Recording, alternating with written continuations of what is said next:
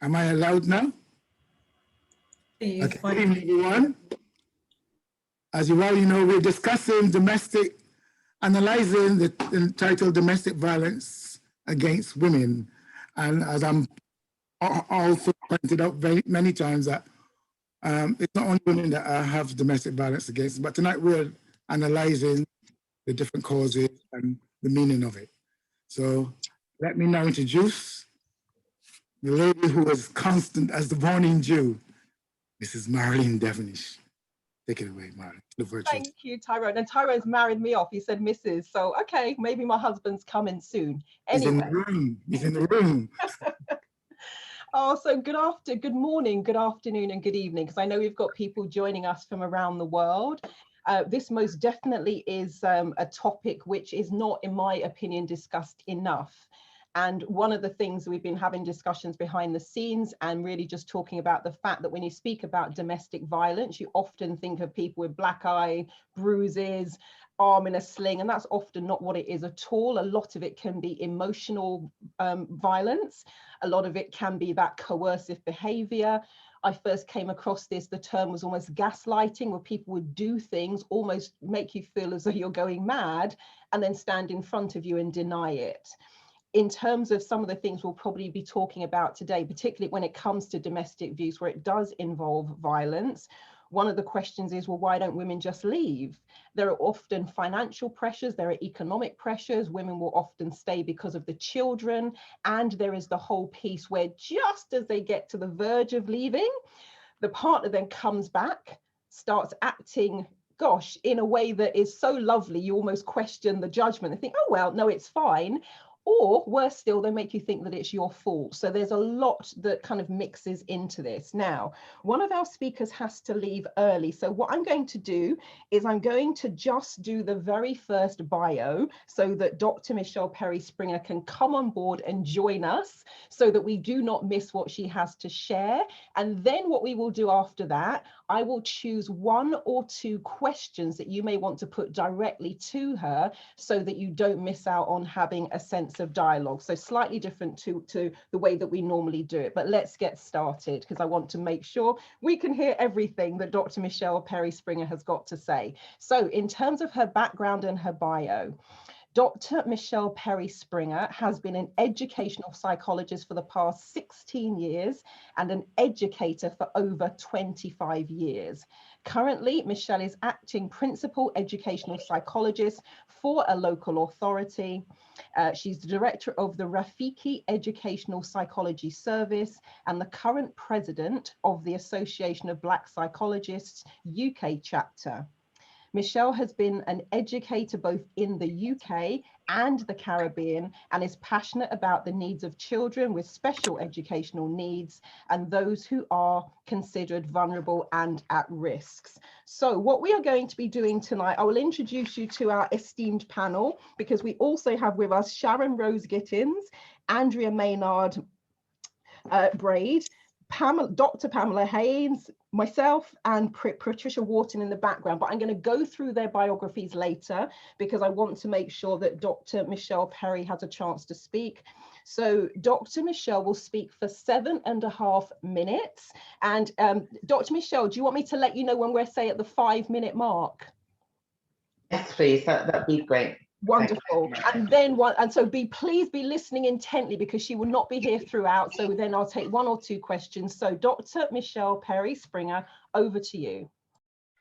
Thank you. Thank you for the opportunity to kind of talk to this particular issue. That is quite important and quite close to the work that I do with regards to the needs of children who are often in these situations. I think the first thing to say is that domestic violence creates an environment in the home. And if we take that myth that the children didn't see, they didn't hear, they weren't there, they don't really know what's going on, or they may forget it, they're too young, then we've already started in the wrong place. I can assure you that if you walked into a room where there was a heated argument, even though the argument had stopped and the two people were in that room, that you would be able to feel, sense that something wasn't right. So you don't have to witness domestic violence to know that the environment is an environment where fear, where tension, where anxiety is around. And what domestic violence does is it creates that as the norm. So now we've got children who are growing up in a situation where they are being raised in an environment where this anxiety is the norm. These feelings, these senses, these emotions are being shaped by that environment. And in order to develop a sense of safety, the children will develop in a particular way, because what happens is they feel unsafe in that type of environment.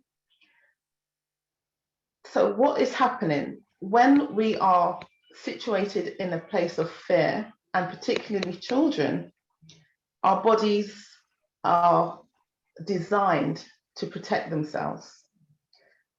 Our bodies prepare for short-term acts of safety. So this is where we get, when we talk about the fight, flight, and freeze responses. So we are designed that when we are in a fearful situation, that we will fight our way out, we will freeze and make ourselves small, or we will fly, we will run away from the situation.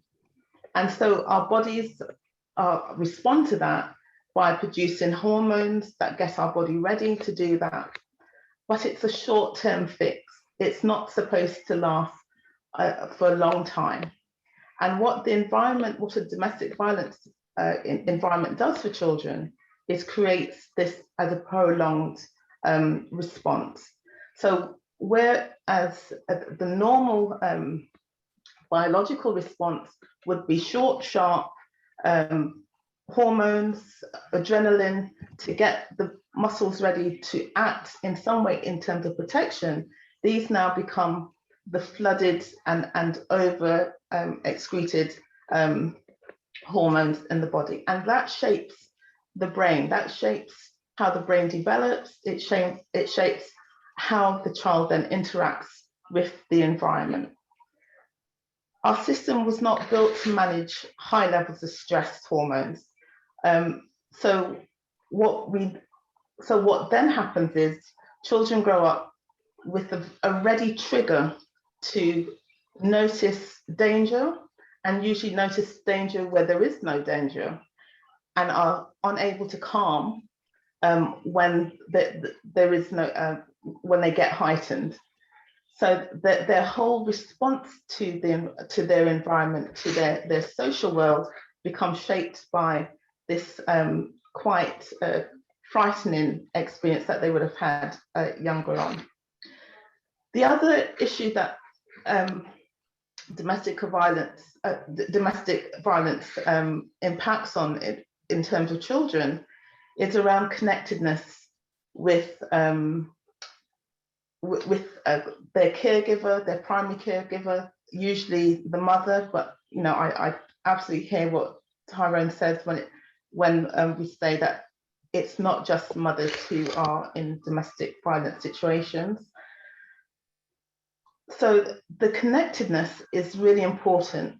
The brain is a social organism, and it needs another, not organism, or organ, and it needs another brain in which to help it develop and grow.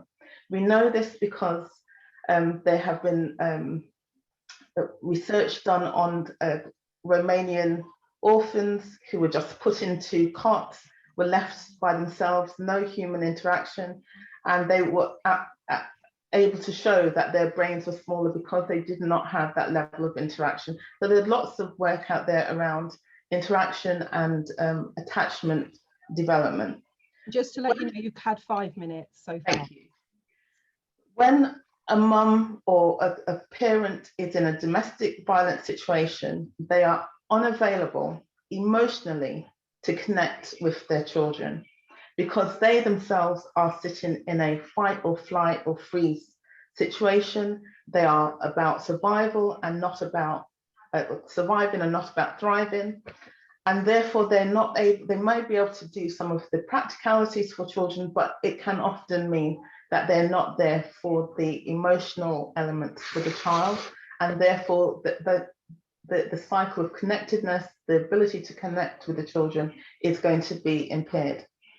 It's really important that we understand what the impact is for children, because they then spend their lifetime trying to correct some of the difficulties that would have come about through being in situations like this. And here in the UK, lots of children are have interactions with the social care system because of domestic and unsafe environments within their home. So I think my point is to just help us to recognise that that far from that myth that the children aren't impacted, they're too young, they weren't there, they can't see, or all of that type of thing needs to be laid to bed. It's not good environment, not good nurturing environments for children to be raised in.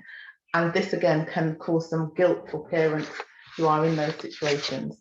And I will be listening to some of the other speakers as they have their contributions, and hopefully I'm hoping that what I've said really does marry with what they will be saying.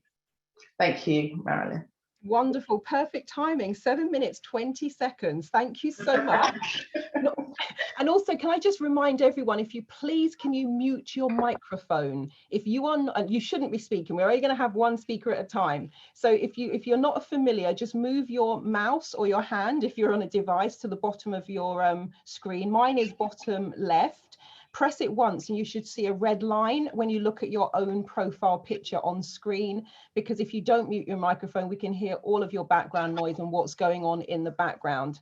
I haven't been able to mute everyone. There's a few people I can see. So if you find yourself back in the waiting room, it's because I haven't been able to mute you, but that's going to be the quickest way just to make sure it's quiet. So please, please, please make sure that you mute your microphone, because for some reason when I hover over the screen, I can't see the mute. I can see unmute, but not mute. So while we have Dr. Michelle here, is there anyone who has a question they would like to ask?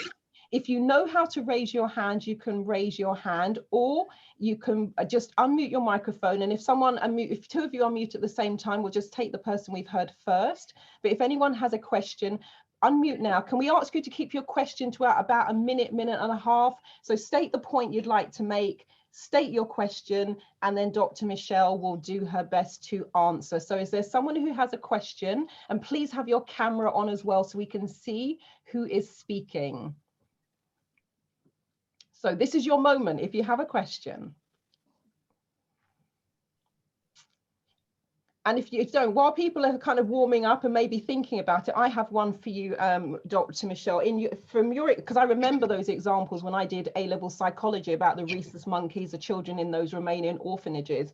From what you have seen, is it possible for those children to recover in later life with the right support? Marilyn, that's just such the perfect question, because what it can sound like is that because of these difficult beginnings, that there is, and because there is an impact on brain infrastructure, if you like, that we think that that's it. But what we know of the brain, what we know of what happens for children who experience this, is if they have good enough counter experiences. So in the brain, we're talking about neural pathways. Neural pathways develop when behavior is repeated, and therefore the neural pathways that are developed in a domestic violence situation are those that are looking for danger and the survival mode. But when you get enough opportunity and repetition around safe care, love, connectedness, attention, when you are able to experience that, it can counter, it builds other types of neural pathways. What we want is, we want all children to have really good nurturing starts to life. That's, you know, that's not going to happen yet. It's something that we probably need to work towards, but it doesn't mean that it can't do, you know, that's their life forever. And so we need to intervene. We need to have answers for children who have experienced this. And it's usually about that feeling safe and that repetition of good nurturing care. Wonderful, thank you so much. And we do have a question also from Donna Tull Cox. I believe she's out in Barbados. So I will ask her now to unmute, and any minute now you should. Okay. Yes, I'm here now. Yes, hi. Good afternoon, everyone. Good night over there. My question is this. I work a lot with children, with students, middle school, high school age, and I'm noticing that there's a difference between the reactions of the females versus the males. Can you discuss that a little bit more on the reactions, especially without intervention? How does it work for the males and how does it work for the females? Thank you.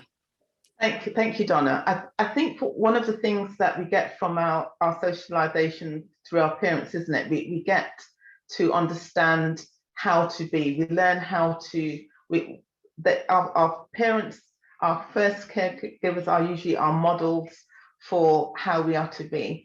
So if we have the male as the perpetrator of domestic violence, then you learn to be a man through your father, in some respects, and therefore some boys may think that that is appropriate ways to be, and conversely the girls may learn that actually I've heard it said, he doesn't love me if he doesn't hit me, and so you might get some of those trajectories because of the role modeling that the young people are doing. However, I think that, you know, that is a simplistic response to I think it's quite an interesting and quite a complex question you've asked, Donna. But I think that's probably where you will see some of the differences. However, sometimes the role modeling, I never want to be like that, and so there's no prediction in terms of how that can how children and young people internalize what's happened to them. What we do know from research is that when young people have been spoken to, or adults have been spoken to about what helped you get through that time in your life, what they would usually say is that there was one adult, one caring, available, nurturing adult in their life, usually a teacher, very often a teacher. It could be a neighbor, it could be another family member who gave them the time and connectedness and groundedness that they needed. So, you know, we've all got that role to play if we know that they're young people, about how we connect with young people, so that we, and we get away from this, you're just like your father, you just like your mother, then that type of Tyrone, you like the, I've still got the Bajan accent, right? But we need to get to that point where we understand how to intervene, and how to intervene more appropriately. I don't have the time at the moment, Donna, to kind of get into the nitty-gritty of that, but definitely there are ways to do that. And Donna has typed in, thank you very much. Have you got time for one final question before you have to leave? Sure. All right, so we have, let me just go back there. So Katrina Lewis, we have you next, if you'd like to unmute your microphone. Let me do that. Hi, part of my question was answered. However, I wanted to know, how exactly does this affect your child academically in the classroom, especially in a typical environment, or if they have special needs specifically? So Katrina, thank you for that. And because my work is so much about how barriers how to remove barriers in the classroom. So I would come from it from a position of, how does this impact learning? Well, it impacts learning because what happens is, when you sit in with a brain, if you like, triggered to notice and respond to dangers and kind of sit in that high levels of anxiety, then the learning task becomes an anxious undertaking for a child. Their ability to concentrate and to focus in on their work becomes more difficult. If you are scanning, and we all scan for dangers, if something happened in your, just out of your peripheral vision, something dropped or there was a bang or you saw someone run, your sense of danger will be triggered. You'd want to know what's going on, what's happening there, and you might be listening to me, but actually you're going to be thinking about what's going on behind me. Do I need to get ready to do something? And so that's how the children come to school. They come to school ready to think, well, what's going on? Do I need to do something? Or some children just become very quiet, very complicit, compliant.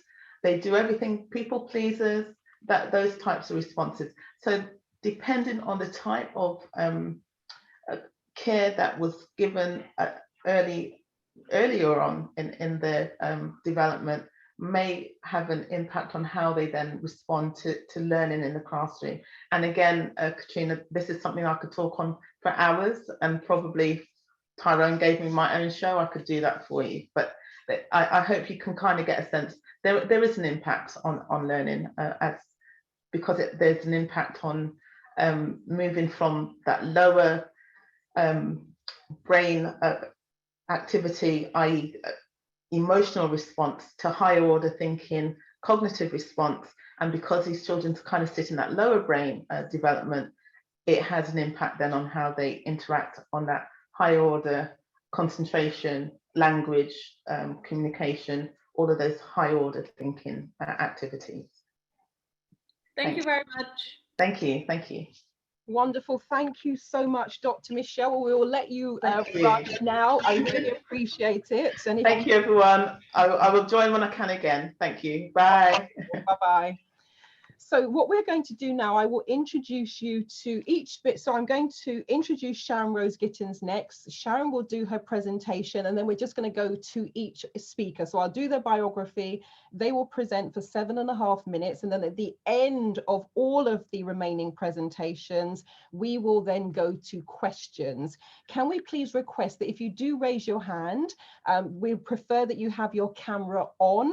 If we can see that your camera is not on, we will not be able to bring you up for your question. And I will also, we have someone also who's going to be looking at questions that come up in the chat. So we'll try and do a mix of those. So, and please also, if you've come in later, make sure you have muted your microphone so that you don't interrupt the flow of the evening. The next speaker we'll be hearing from is Sharon-Rose Gittens. So Sharon-Rose Gittens was born in July. She is a former registered nurse who joined the welfare department in 1999. She holds a Bachelor's of Sociology, Diploma Certificate of Human Resources, and a Master of Educational Psychology, and a Master of Social Work and Administration and Management. To accomplish her MED in psychology, her dissertation examined the application of learning theories to the life of a perpetrator of domestic violence.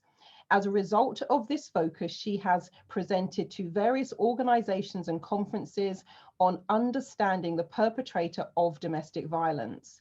Her list of some of her most memorable achievements of service are the Master of Social Work internship at the PAHO, assigned to projects of safe hospitals and roadmap of human resources in health, recipient of the Welfare Department Staff Award for going above and beyond the call of duty, Vice President of the Barbados Association of Professional Social Workers, partner on Barbados COVID-19 mental health and psychosocial first aid response, Faith Marshall at Harris Sandy Lane Charitable Trust Child Helpline, member of the Barbados Social Justice Committee, acting position of Senior Welfare Officer, part-time lecturer at UWE Cave Hill campus, and she is married and has 2 adult sons. So please give Sharon-Rose Gittens a very warm welcome.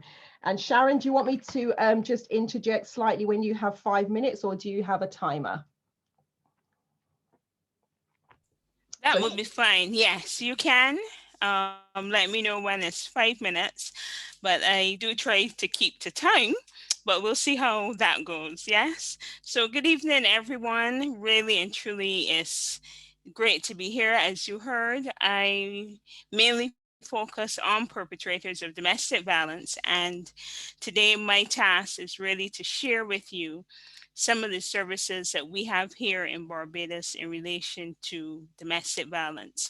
Now, I want you to understand that I see domestic violence not just as inter-partner, but it's a situation where whoever lives in the house, if there are aspects of one individual causing harm, intentional harm, power or control over another person, then clearly that speaks to domestic violence. So I'm not just looking at the 2 adults, but I'm also considering a situation between siblings, between a grandparent and child, between mother and child, father and child.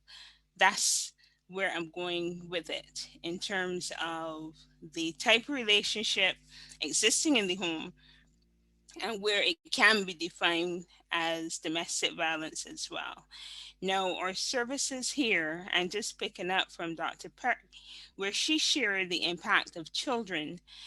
Now, our Domestic Violence Act was revised in 2015 to reflect exactly that children in the home who witness acts of violence are also considered as being exposed to child abuse. And we can, in effect, be recognize that that particular action, even if you're the 2 adults and all this is going on and the child is quiet, then with this new act, with the definition of child abuse, then they can be held responsible as well. Yeah, so we do consider the children.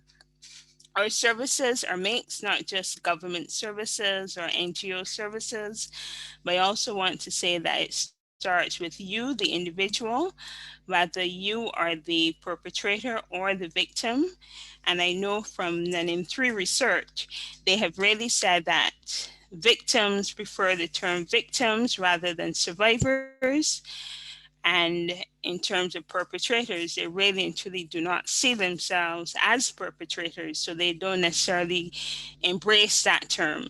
And for my presentation, I want to just make sure that we're absolutely certain here that victim as well as perpetrator is not gender specific. I'm not saying that they're all, and would not say that because the research says, here it is, you have 1 in 7 men who are really physically abused or have been exposed to abuse much greater than women, but it's underreported. So they need to report some more. So what are these services I'm talking about? The first service starts with you, the individual, recognizing that what you're doing is harmful, it's painful, and it is impacting on someone else. And once you come to that recognition, which is not easy because you may think that you're doing the right thing, well, until told otherwise, but coming to that space is important. And then recognizing that you would want to seek help. So where would you go? And I have broken down the services based on if the person is a perpetrator of the violence. We have here a program called Partnership for Peace. And in this case, it's a psychoeducational program. And it is primarily, in this case, targeting our male perpetrators, not female perpetrators right now, but it's targeting the male perpetrators. And there is some discussion on looking at the females. When you look at domestic violence then as a family, we also have Barbados. We also have the family services section of the welfare department. I don't want them to see me. Okay, we have somebody who has their television on. We've got quite a few people here, nearly 100, so it's challenge. Okay, I think we've got better now. Please carry on. Apologies for that.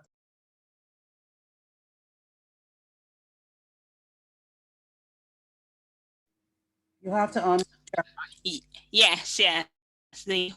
So in terms of family now, if you look at the impact and the intergenerational result of domestic violence, then we have Barbados.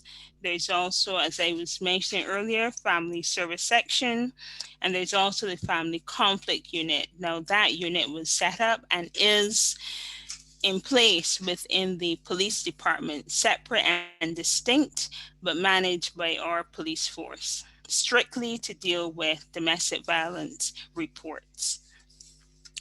In cases where it's a victim, and grant you, we have the crisis hotline. We also have the shelter for battered women, which some of you may be aware of. And for everybody in terms of public health. So persons can either go to any of the polyclinics, any of the mental health days, there's services there. And remember, it depends very much on the type of abuse that the person has been exposed to. And just to let you know, you've had 5 minutes. You've got 2.5 minutes. Lovely. Thank you. And for all our children, we still seek help through the Child Care Board. Domestic violence also impacts on our disabled community. And we do have the National Disabilities Unit here. And we also have other NGOs that will basically funnel that information. And in cases where there's elder abuse, then there's still the National Assistance Board for them. So disabled community, if there are any reports of domestic violence despite the disability, then that's the National Disabilities Unit, as well as the National Assistance Board.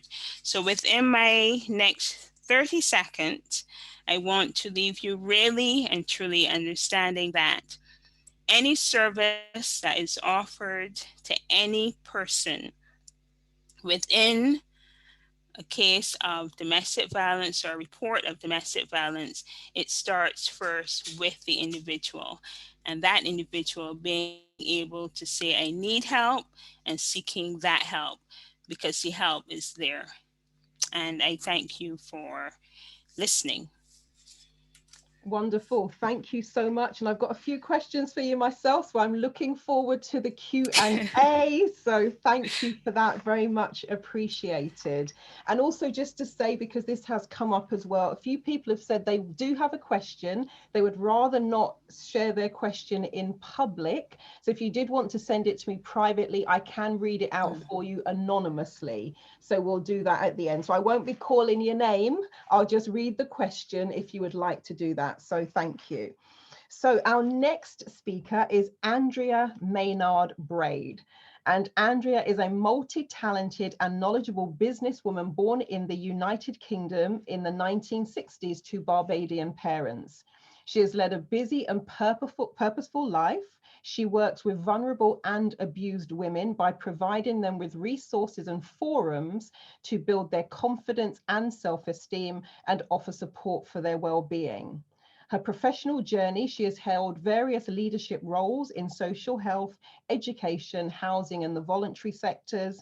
And these have taken her through numerous parts of the West Midlands. Those of you in the UK will know where that is. She continues to spend a significant portion of time contributing to community development and health awareness. Andrea, by being a victim of abuse, is aware of the devastating effects that abuse victims undergo and is very committed to providing support and assistance to other victims in the most practical ways.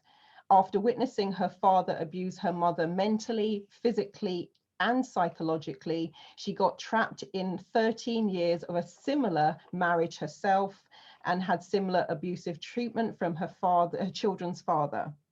Despite the trauma she faced, she has let go of her past and embraces her new role as her husband's queen. I love that line. Andrea is a proud mother of 3, a grandmother of 8, wow, a grandmother of 8, and a woman of power, influence, and strength. She embraces her Christian beliefs as well as her African roots. She is the recipient of the Woman of Power and Influence Awards 2015. There is so much more I can say, but please put your virtual hands together for Andrea Maynard Brade. Andrea, over to you. And you'll just need to unmute. Good evening. Good evening, all. God, that's a mouthful. I wasn't it. Okay, yes, as you stated, I suffered domestic abuse for 13 years. From the age of 18. And I'm just going to speak a bit through what I suffered, and then I'll come to the point of where I'm at now. So I met the children's father when I was 17, ended up pregnant at 18. I left home. He was 7 years older than I was. And within 4 months, 5 months, I was 5 months pregnant when the abuse started. You know, it starts with a slap, you know, or a punch. And then it just escalates, and then they feel that they're controlling you. You know, he was a man who didn't allow me to wear trousers because he would say, there's only one man in this house. You know, I wasn't allowed to go out with my friends. So I was under all that duress for about 13 years. I ended up having 3 children, which, they're now grown. And throughout that, my fourth child I had a stillbirth. So whilst I was studying, I was 8 months when my child died. And eventually I started taking the pill because I was really worried about getting pregnant again. And obviously because of what I was going through, I just didn't want any more children for this abuser, really. And after that, I ended up getting thrombosis because I started taking the contraceptive pill. So even though I was going through all this abuse, I was also going through health issues. So from the age of nearly 30, I ended up with thrombosis, which nearly killed me because I decided to take the contraceptive pill because I no longer wanted to have any more children. So that had a toll on me, but eventually you have to start lifting yourself out of what you're actually in. So I started going back to college, started studying because I always wanted to run my own business. And I also started to look after my health and well-being, which I felt was important.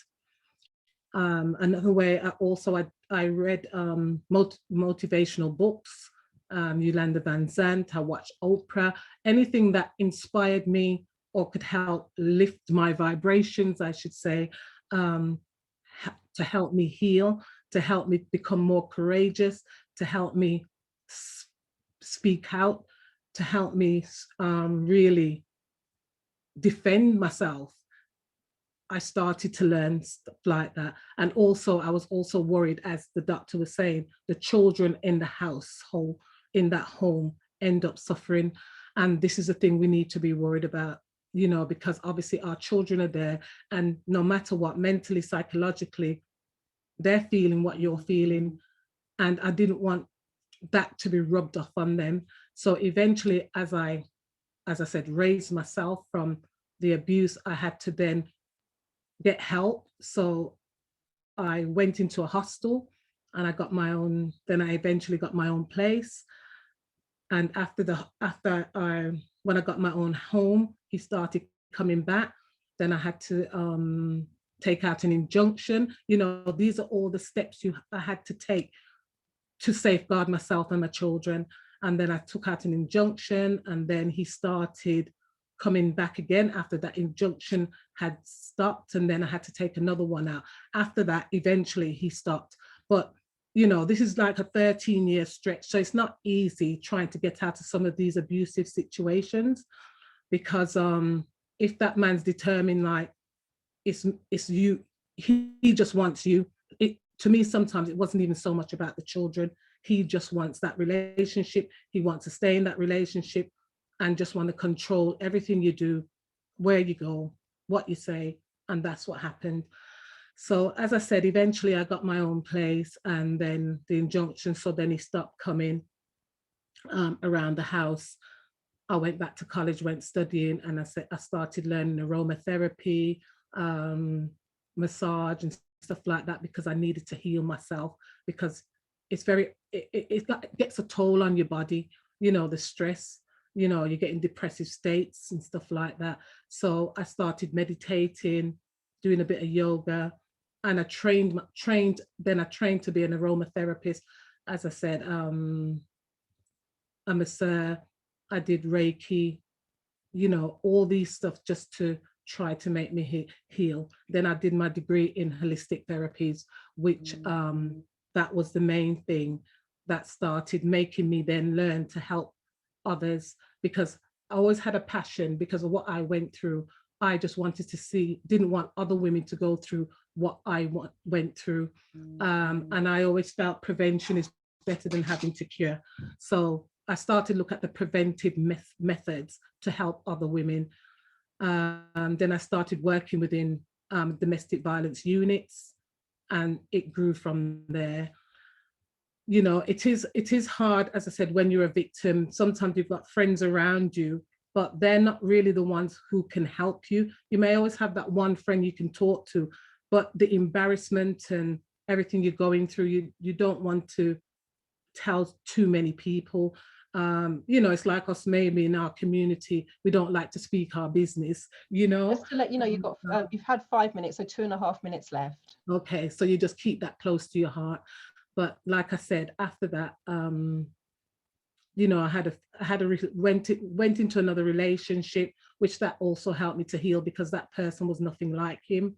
And I went through that period. And then, as you said, eventually I got married, you know, settled. But even that statement that was stated, I've now split from that marriage since the last few months. But it is a hard road, and there's a lot of learning we have to do. And throughout the whole thing, you know, sometimes I don't know how I sustained myself, how I kept going, but I just had to.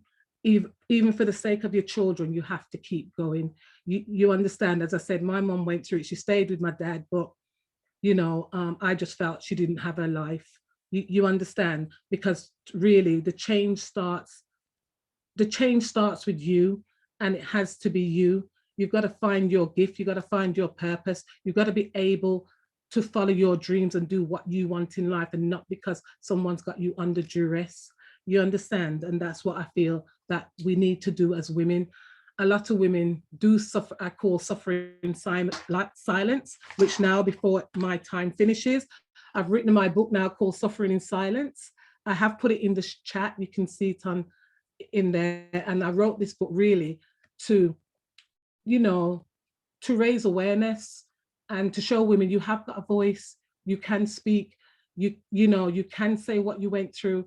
And I've done this to help other women that was in, you know, in my circles, in my community, well, throughout the world, really. You know, I had to be the one to break that cycle, because then when I went through it, my mother went through it, I went through it, my daughter went through it. I've got 2 granddaughters, and I don't want to see them go through any domestic abuse or violence or anything like that. So I had to learn I had to be the one to try and break this cycle. And I say break this curse. It has to stop. Domestic violence has been going on for too many years, you know, too many years. And no matter what money they throw at it and what they're doing, all this training, everything they do, they talk. But really, why is 2.4 million victims still suffering domestic violence? And that was stated in 218. Why still 2.4 million women suffer domestic abuse, domestic violence? I don't know. Yeah, but obviously I know the government is bringing out this thing called a new bill.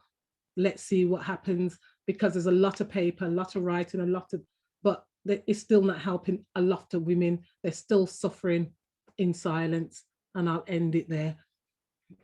Wow, wonderful. Thank you so much. We've got some wonderful comments, and I've made a note to myself to mention those books, but you've done it for me, so thank you. I know there was another one as well. Am I right in thinking you co-authored Pain? Yes, there was I was a co-author of one called Pain to Purpose. Brilliant.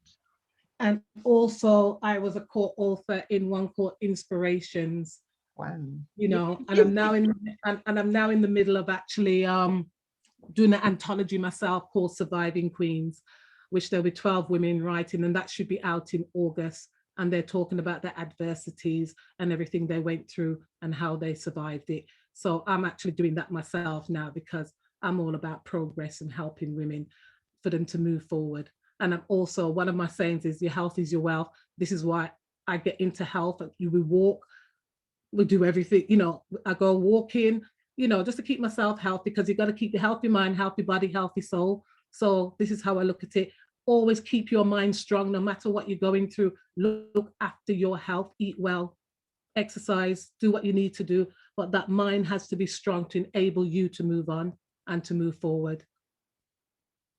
Okay. Wonderful. Thank you so much. I'm looking forward to the Q&A. And okay. Also, for those of you who are authors, we have another one that I'm going to introduce to you in a moment.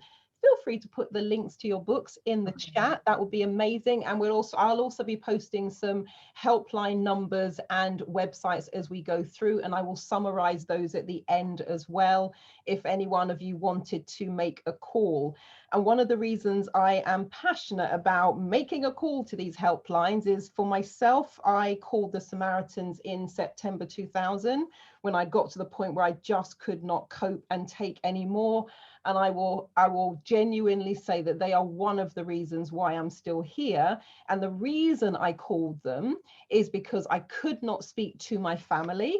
I didn't want other people up in my business. And so they were anonymous. They didn't know who I was. It was just someone at the end of the phone. And so we'll talk about that as we get towards the end of this this afternoon, for those of you in Barbados. So I'm going to introduce to you our fourth and final speaker for today. We have Pamela Haynes. Now, Pamela has over 30 years of experience working in the criminal justice system. She has worked in various probation officer roles and settings, namely as a court probation officer, caseworker, and domestic abuse program facilitator. She became a practice development assessor in 2002, working with the trainee probation services and studying on the BSc Community Justice Program. Pam has been a guest lecturer at Hertfordshire University. She has previously sat on the Probation Services Examination Board, and she retired from her role as a senior probation officer in 2018. Pamela aspires to write training programs for criminal justice agencies, both at home and abroad, working alongside like-minded colleagues to develop a Caribbean response to managing domestic violence in the region, thereby safeguarding survivors of domestic violence and their families. She's an award winner of the Lift Effects Star Award in June 2017 for her services to the criminal justice system. She's a recipient of the Powerhouse Global Award for Author of the Year in 2018, a Black Excellence Author of Color Award in 2018, and was shortlisted for a Black Award, that's BLAC, Black Award for Best Writer in 2020. Please give a very warm virtual welcome to Pamela Haynes.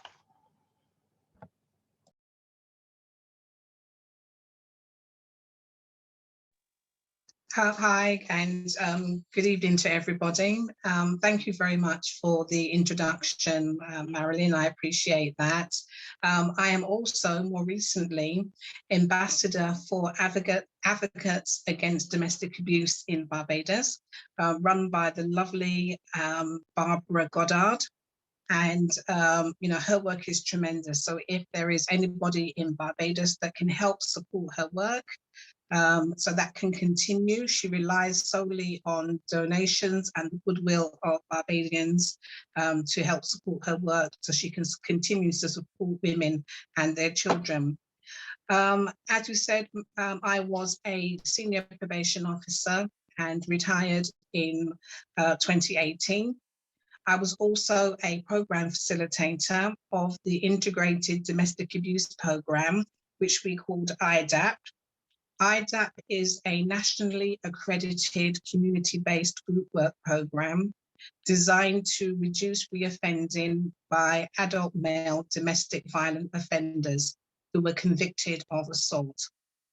The requirement to complete IDAP can be part of a probation order, a community rehabilitation order, or as a condition on a prison license. IDAP is based on the Domestic Abuse Project developed in Duluth in Minnesota, which is led to a comprehensive overhaul of justice agencies in response to domestic abuse cases and developed into an integrated community approach. IDAP requires cooperation between agencies concerned, and that could be the police, education, health, schools, medical professionals, all coming together in looking at each step of the victim's journey.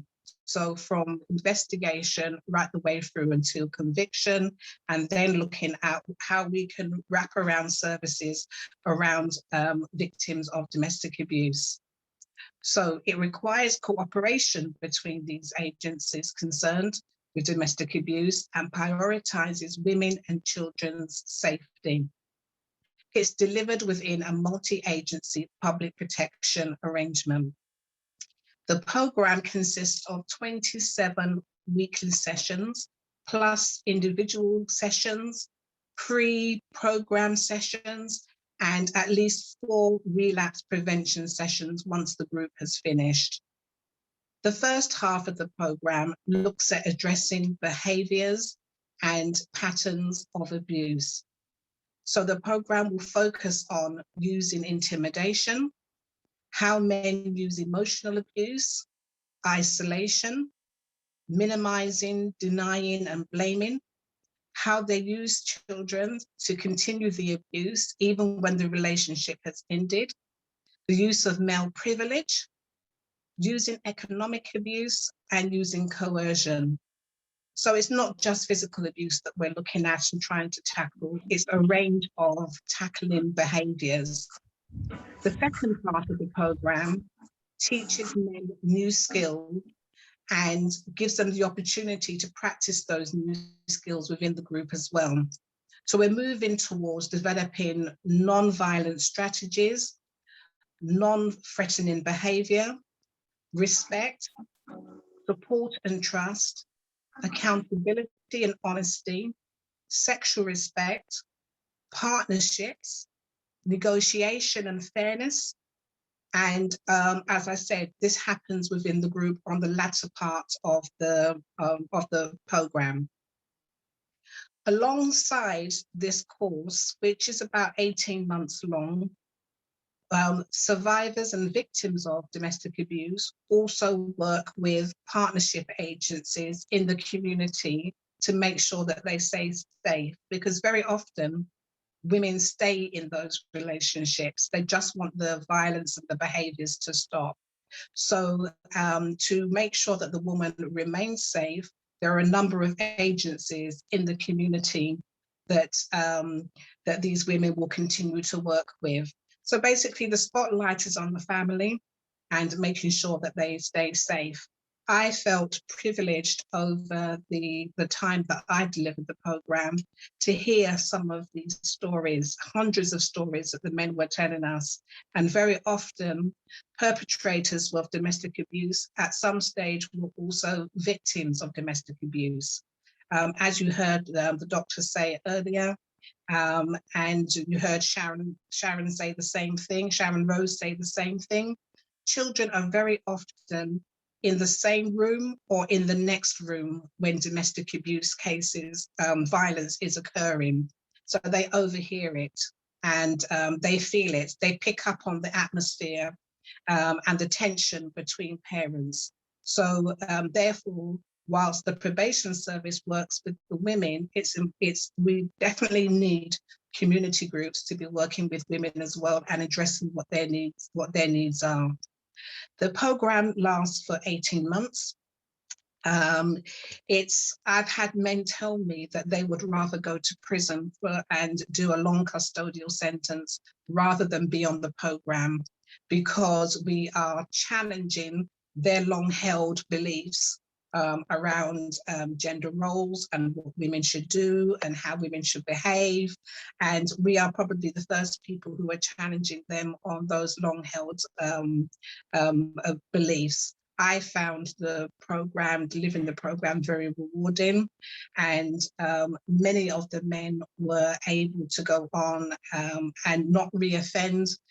We look at reoffending rates 2 years after they've been in touch with us on the program, and a lot of men were able to have successful outcomes and move towards a more equality within their relationships. And just Marilyn, you've got 2 minutes left. Yeah. Thanks very much for that. Marilyn, I think I've come to the end really of what I wanted to say, so thank you. Oh no, thank you, and congratulations on the continued awards. I think you've got to be take the prize for the most awards thus far. Thank you, Pamela. Thank you. So what is going to, if for those of you who are looking in the chat, I have posted some helpline links, a couple for the United Kingdom, one for specifically for Barbados, and one which is Caribbean wide. And I'll probably drop those in towards the end as well, because I know the chat is moving very fast. So what I'm going to do to now move into the question portion of the evening. Actually, before we do that, Tyrone, is there anything you wanted to say at this juncture before we move into the Q&A? Not a thing. Thank you. All right, cool. So the way we're going to do it, I've got some questions I'm going to read out first of all anonymously, and then also we will take some questions from the floor. Now, the request, please, if you are going to be speaking your question, we would prefer that you have your camera on so that we can see who is speaking. If you haven't done your hair or put on your good top, please feel free then to put your question into the chat. So please have a think about the point you'd like to make, the question you would like to ask. Now, when we go to Q&A, the first person I'll be going to in terms of speaking is Jerry, but let me just do a couple of these written questions first of all. So first question, and it wasn't directed to anyone in particular for the panel. So what we'll probably do is go in the order that you have spoken. So we'll go to Sharon, Andrea, and then Pamela in terms of getting a response. So the first question is, they said, I've been in a 27-year marriage. Their eldest is 30 years old. They are unable to communicate with their children without them getting upset, no matter how I change my approach. So it's the whole thing about just the dynamic there is such. So particularly for those of you with children, what are your thoughts about where things have been going on in the home? Thoughts, suggestions about how to better communicate with children, particularly now when they are adults. So Sharon-Rose Gittens, will come to you first. And having heard the question, good questions, great discussion.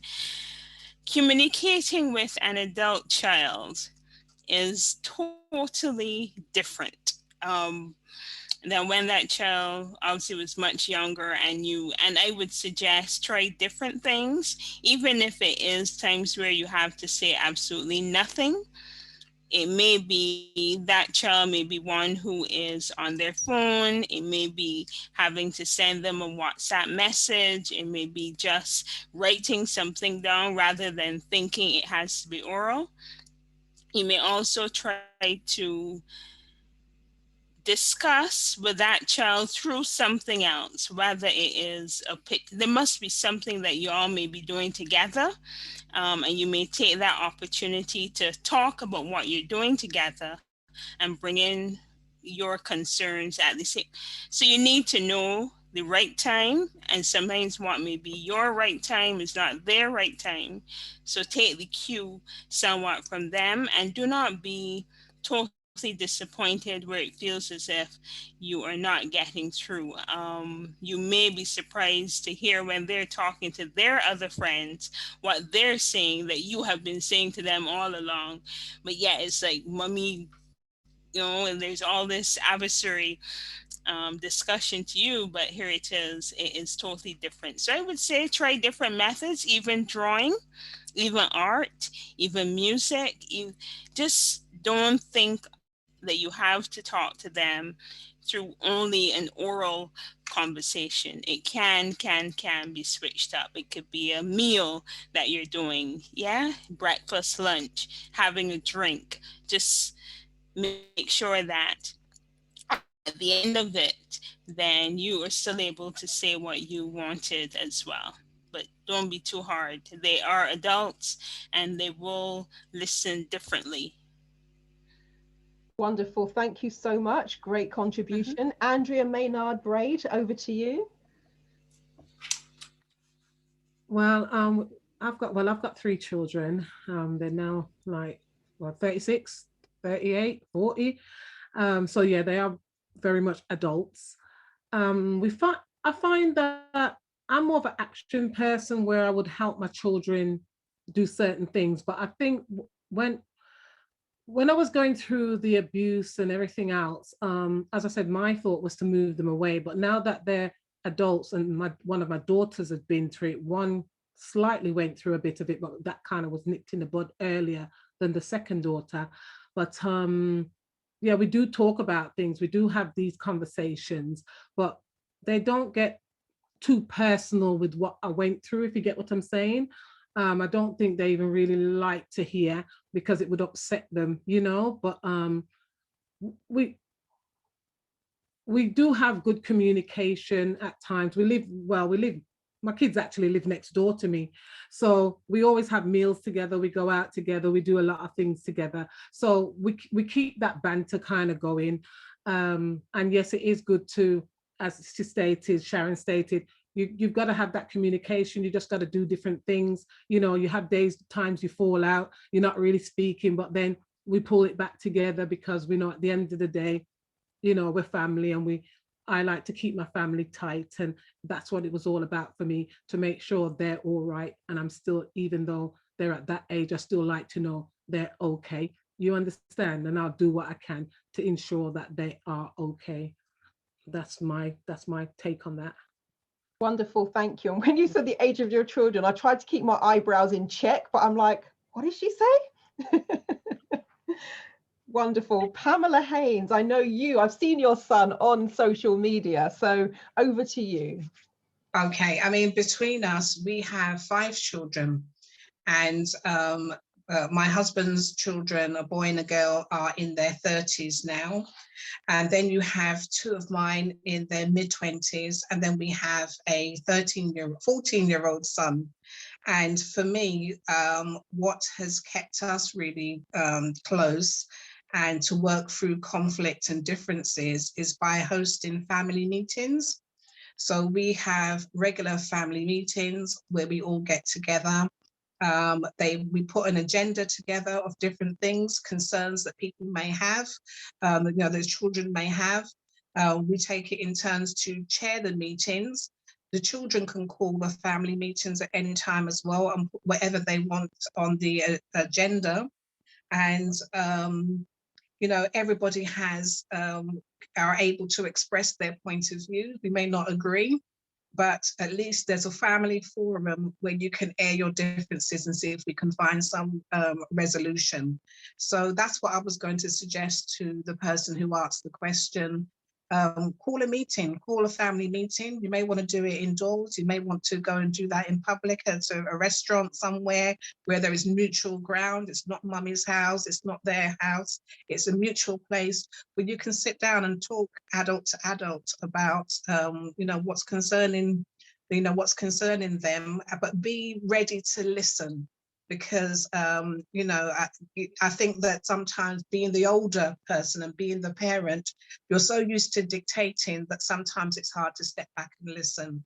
But that certainly works for me, and I hope it works for the person who posed the question.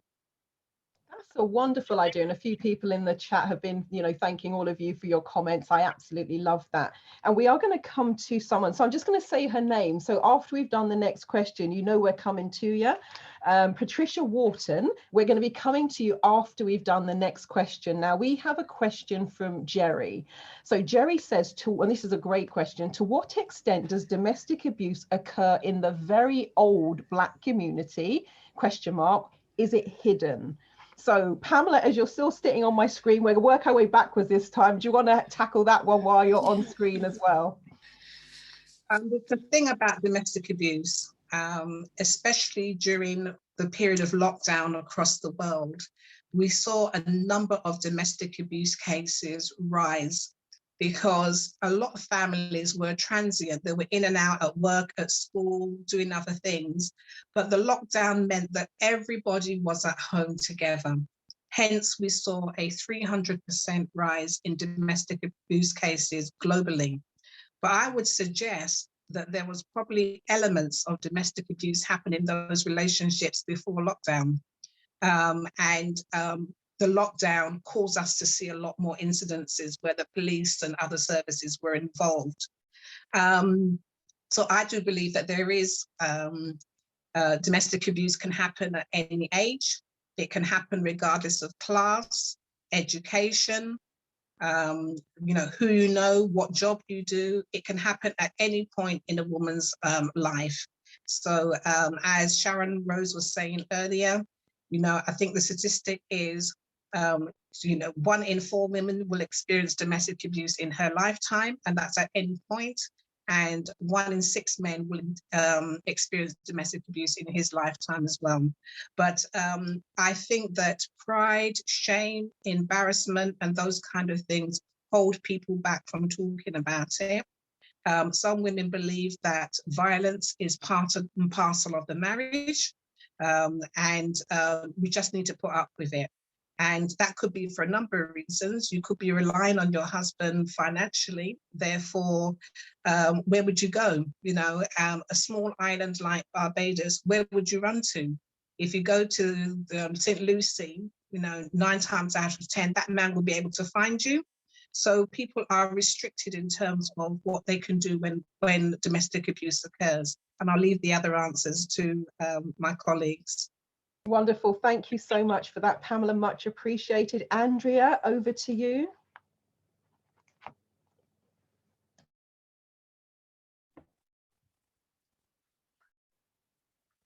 What I find with our communities, like I stated before, they don't like to talk their business. They don't like to really say what's happening. Some, as I say, some women have suffered all their lives and never got help, never had no help, never spoke to really people about it. You'd have to be close to them to know what's going on. And no matter what you say to them, they will stay with their husbands. Because sometimes I don't know if they see the behavior, they don't want to see the behavior.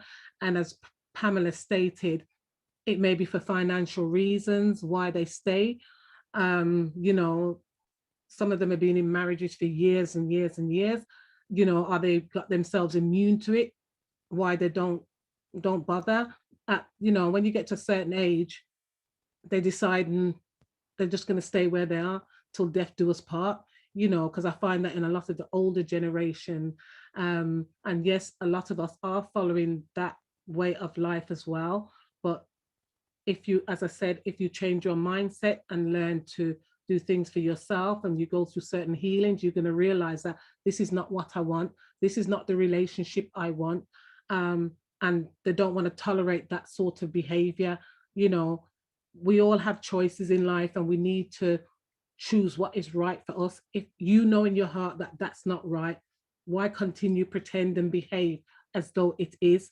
Because that's what a lot of us do do in, you know, nowadays. We just pretend that it's okay, or try and push it under the carpet. You know, just like the men, they try to push it under the carpet as well. But as a woman, you need to learn to get to know yourself, and so enable you to heal and move on. When you're healing, or maybe meeting other women who's been through what you've been through and they've overcome, like myself, you know,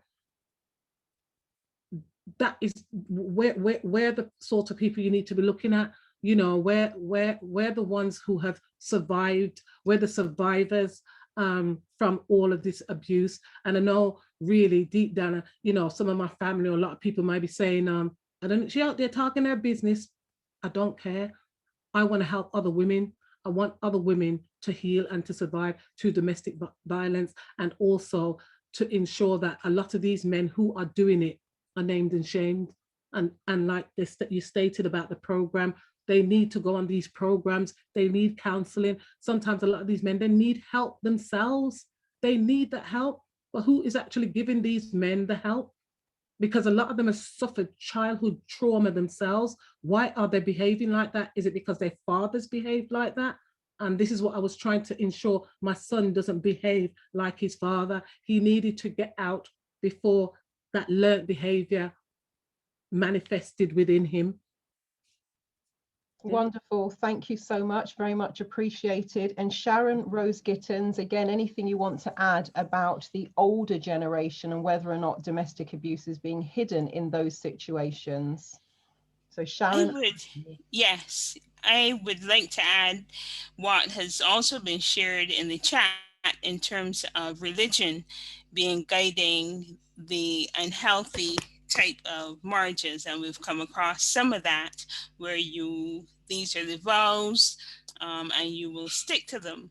But that's looking at the Black community only as being married. We still have very many persons in relationships, unmarried, and having visiting relationships. So here it was that the domestic violence really was not just within a marriage bed, but it also existed in all other types of relationships.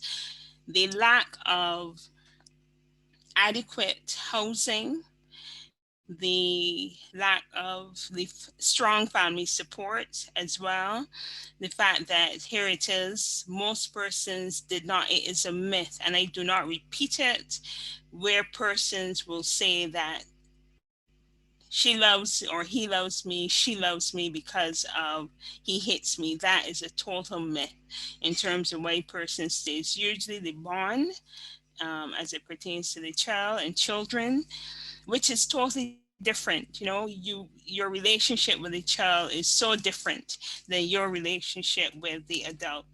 I want to go back a bit and say within the person may not get to St. Lucie, that person basically may need to have a protection order, which now is much easier here in Barbados. And then we also encourage persons to have the safety nets in place. But grant you, in terms of why we still have it, I will always say, and those who know me, is that we have focused too much on the victims. Victims have done so much already. It's time that we do more work as it pertains to the perpetrators. Let them stand responsible, and they are responsible for their actions. And let's see more programs and interventions for them. If that's not done, then clearly I do believe the numbers will keep going up. But victims, they have done, gone beyond. In some cases, they have psychological harm, learned helplessness, the fact that you can no longer have a relationship with your child, you can no longer have a job. Then I honestly feel we need to look more at all victims, all perpetrators, the victims really, really over the years have done much and more. And then we need also to look at the children, because that learned helplessness happens as that child grows up and then gets involved in a relationship, and then you see the actions playing out. I also have some thoughts as it pertains to the sporting that basically, and the video games. We've heard that countless times, but definitely we need to focus more on the perpetrators if we want to stem the acts of domestic violence. Wonderful, thank you so much. And I'm just having a look in the comments, and there is a bit of a theme emerging. And I know that recently myself, because people are talking about the fact that, you know, putting it under the carpet, the older generation like to push things under the carpet. This goes on in the younger generation, so that those who do speak out can be classed as the black sheep of the family. And rather than supporting them, they feel like you bring the family shame. And I have to be honest, I have not been in a domestic violence situation, but I have been in a sexual abuse situation. And a couple of members of my family did recently ask if I could stop speaking about it. I have been talking about it for 20 years, so they're a little bit late to the party. But they actually asked if I could stop speaking about it because it's making them feel uncomfortable. And I had to be really honest and say, I don't speak out about it for your comfort. I speak out about it to help other people out there to know there is help and support available. But you know, it's still prevalent that some would rather you be silent on these issues, but that doesn't help resolve anything as far as I'm concerned. So I'm going to introduce to you someone now. I'm just going to very quickly give you an overview as who will be coming to the microphone. So we have Patricia Wharton. Patricia is an advocate for change and empowerment. She has spent over 30 years of her professional career working with children and families. Patricia has a Bachelor of Science Honours degree in psychology. She has also undertaken an introduction to psychotherapy and couples counselling at the Tavistock in London. She has a postgraduate degree in housing law policies and domestic violence, and a postgraduate certificate and national professional qualification in centre leadership. Patricia is also a trainer for domestic violence awareness, and since 2004, she has worked as a domestic violence advocate and trainer. She is a facilitator for the Own My Life course, an innovative, creative educational course for women who have been subjected to male violence. And as well as being an assistant manager at local community radio station, she is the host of the Let's Talk show, where she's tackling community issues, broader issues, including menopause, domestic violence and childhood sexual abuse, and a range of health-related topics. So Patricia, welcome, welcome, welcome. Please let us have your thoughts, your comments, and anything you wanted to add to this very rich conversation. Good evening, Marilyn. Thank you to Tyrone and the team for giving me a few moments to speak. It is my absolute pleasure to be a part of this evening's event. As you mentioned in the introduction, I have been working with children and families for many years, and more specifically with women who have survived domestic abuse. I think at this point in the discussions, much of what I perhaps would have spoken about has really been spoken about already. Just to say that I'm sure people are aware there has been an increase of domestic violence as a result of the pandemic and the lockdown. And so I think what I'd like to add is for people to just kind of think about that and hold that in their mind, because we're not seeing our friends in the same way that we perhaps saw them before, which means we're unlikely to notice anything that's a bit different about their behavior. There's less opportunity for them to talk about what, you know, kind of what they're experiencing. And also, well done to everybody who's spoken their story. As you mentioned, Marilyn, your family are asking you not to do so. But it isn't your shame. So if you've been through that experience, it is not your shame. It is the shame of the perpetrator. And so when you talk about it, it's helpful for people who are experiencing it. The other thing I want to talk about is I think people need to be accountable. And I'm not just talking about the perpetrator. I'm talking about their friends and family and us that see things that we know isn't quite right, but we don't say anything to our friends, and that we sometimes don't ask our friends, is everything okay? Because we have this cultural mindset about minding your business. What you see here, when you come here, when you leave here, make it stay here. For those of you that had that sign posted and hanging in your house. And also because as you know, women that come from the African diaspora, we are impacted by domestic abuse in a different way from our Caucasian counterparts. And we have more difficulty accessing some of the services in the same way, including housing. And, you know, we look at our social economical status and how that further impacts us. And so we're worried also about, if we do call the police, how are we going to be treated when the police turn up? Are they actually going to be interested in the fact that a woman's calling to say that she's been abused?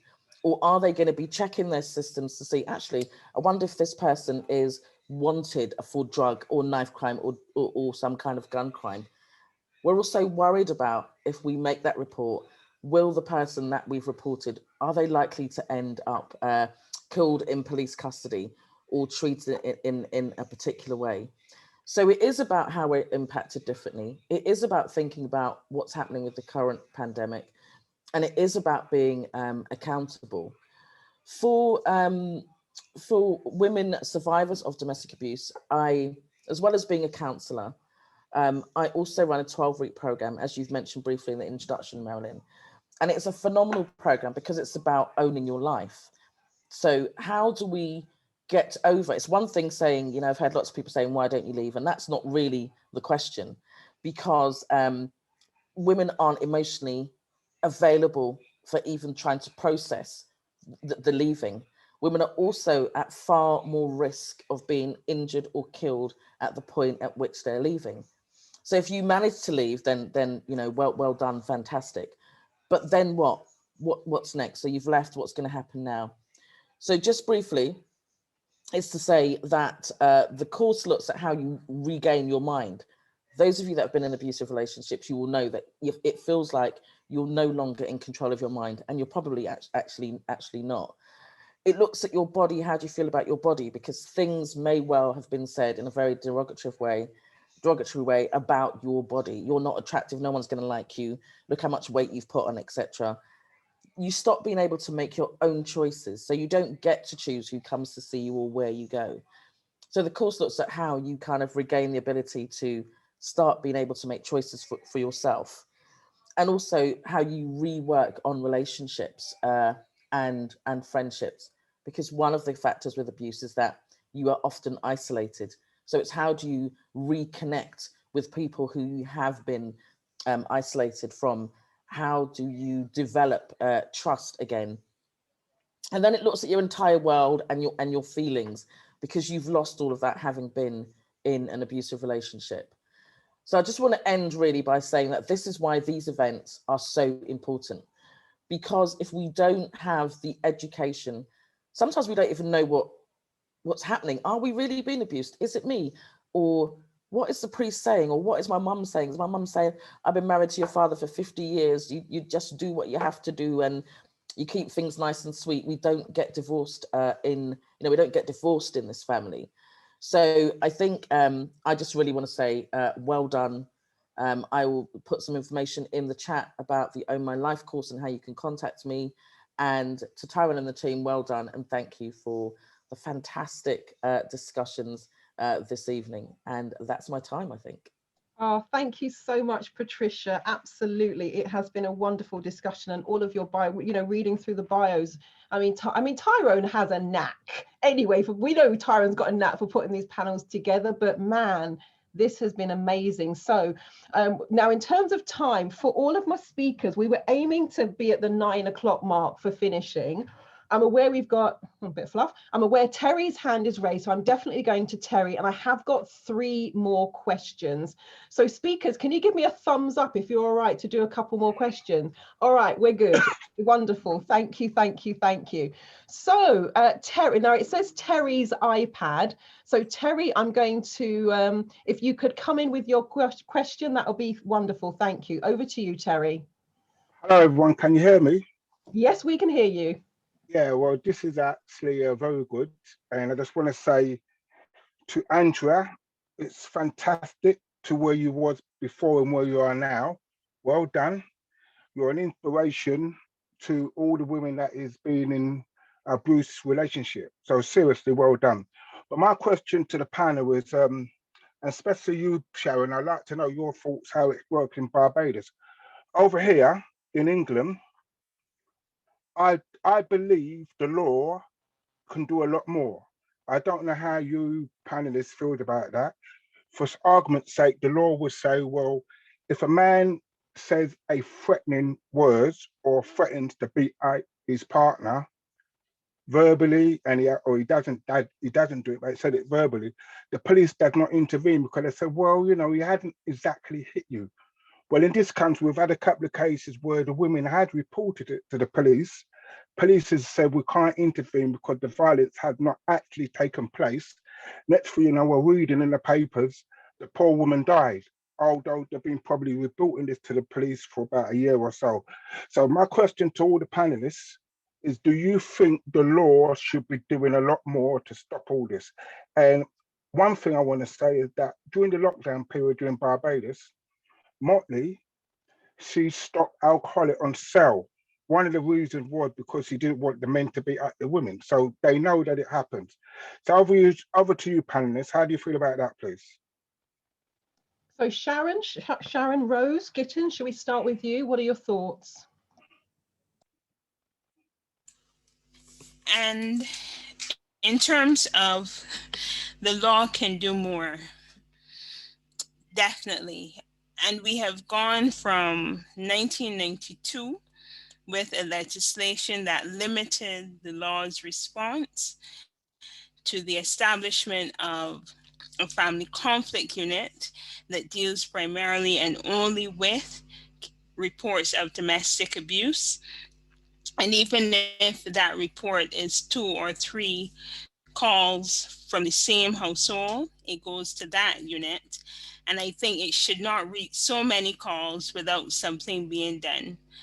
I'm also of the opinion that, as you mentioned, verbal abuse usually the course or the progress of domestic violence usually goes from verbal abuse until physical abuse, and then that's where you see the bruises. And as you mentioned, if we could intervene at the point of verbal abuse, then it will make a difference. However, because of our laws, which now recognizes, it's a beautiful legislation. It gives us more coverage, and I hope you get a chance to read it, because it also takes into context the telephone messages, the calls on the telephone, the calls at the workplace. So it's no longer just, oh, he has said it or she has said it, and it stays there. Those messages on social media are being accounted for now in our legislation. So of course, there's much more that can be done within our legal system. And I know there were some initial discussions in terms of creating a new bench book, which then captures what everybody's doing to deal with domestic violence here, and where you can go for help, even at the preventative and rehabilitative steps. So thank you, Terry, for your queries. And I should let you know as well, victims also become perpetrators, it was said earlier. And victims, when they can take it no more, the cases that we've seen here have ended up with the perpetrator dying at the hands of the victim, and that person not having to spend any excessive amount of times because they're the reports to support the abuse that they would have been going through. So more can be done without the person having to die. Wonderful. Thank you so much, Sharon. Andrea, over to you. Yes, as you stated, there's a lot more can be done, because as I said, domestic abuse has been going on for a long time, and if they're doing so much, and the government is stating they're doing so much, but the numbers yet are still rising. So why is it? But obviously working on the ground, which I know how I work with the women, we find that, for instance, a woman might go to court and the perpetrator can cross-examine her, things like that. A lot of women don't go to court or don't, because they feel that the law's not on their side. I've seen so many times what these women have gone through, and the perpetrators are still coming out better than the victim. Another thing that I feel that is wrong, when there's an abusive situation, you find that they will remove the woman from the house, and the woman has to be taken out of the city where the perpetrator stays. So then she loses all of her connections, family connections and friends and people who would support her and her family, when it should be the other way around, where I would say stop victimizing the victim, let the victim stay, unless it's at a risk to her, because sometimes you really have to move them because the perpetrator knows where she is and obviously he's threatened to kill her. So then you can't leave her where he knows where to easily find her. That's in those situations, yes, she has to move away. But majority of the time, they're moving the woman and the children away and leaving the man in the town. Me personally, that needs to be reversed. The man needs to be moved out of the city. And if he's found in the city, then he will be arrested. You know, things need to be changed. But for me, the government, they're too slow on putting things in place. And this is why so many women end up getting killed, because of these laws, because of not putting these, I should say, putting these laws in place.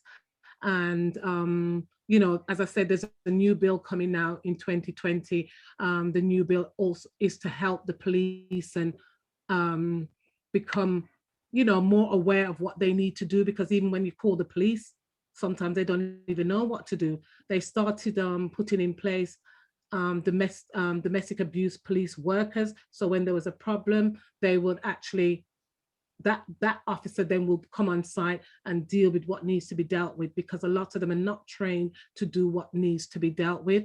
But I don't even think that it's running very well, because you heard it a couple of years ago and it's like it's thinning out. I don't know what's happening with that.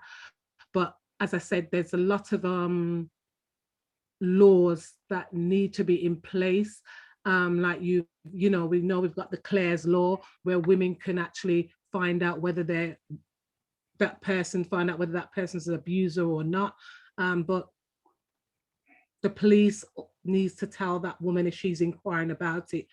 But like I said, me personally, we need to something else like shame that person, because a lot of these men, they abuse, but they never go to court, and that's how they get away.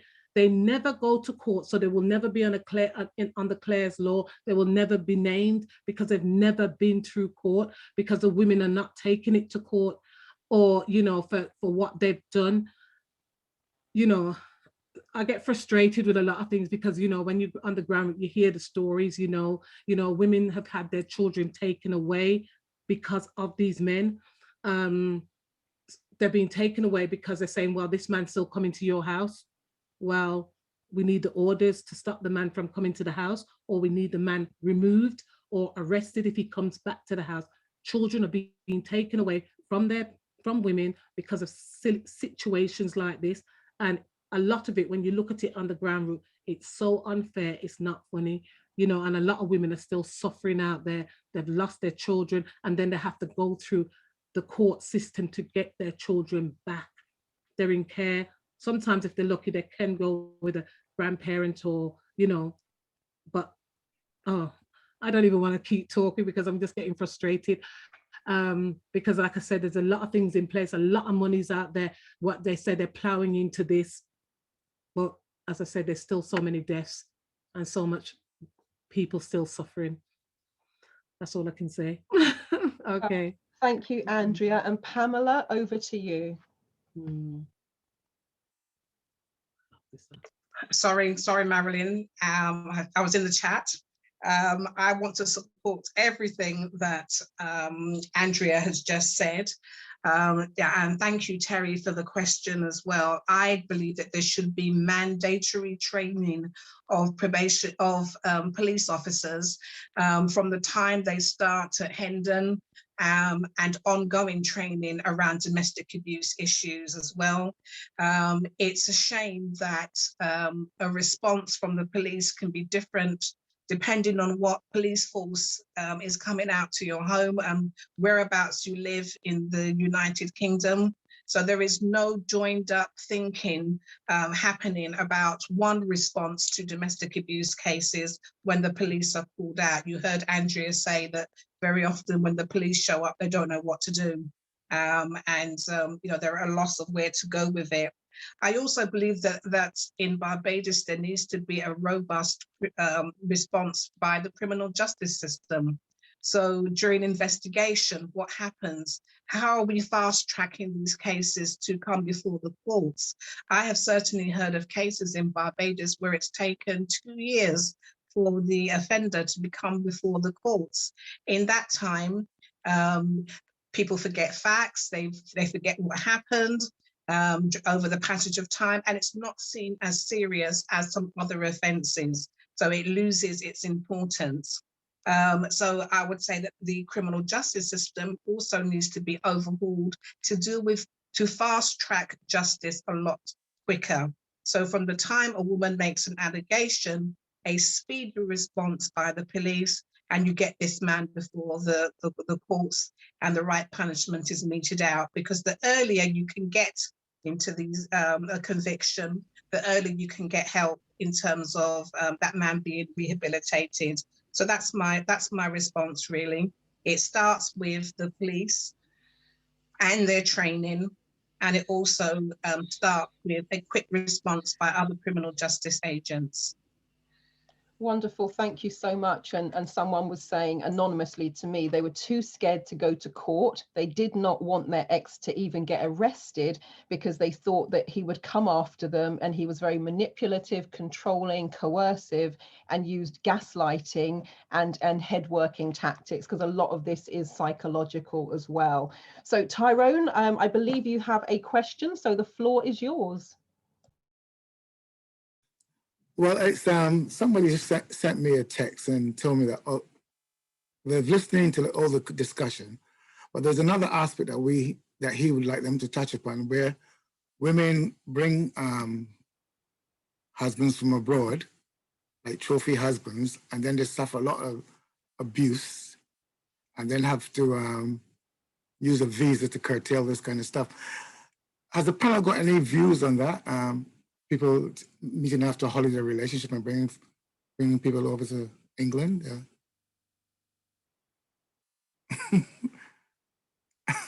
So, okay, well, Sharon-Rose Gittens, any thoughts on trophy husbands? Trophy husbands or trophy wives, and you're bringing them over and being subject to abuse. I can only share the fact that what happens here sometimes, where you have our non-nationals being engaged in new relationships. Sometimes we say it's relationship out of marriage out of convenience. And yes, that non-national has been subject to some form of domestic violence, but luckily for us, that person can still use the legislation.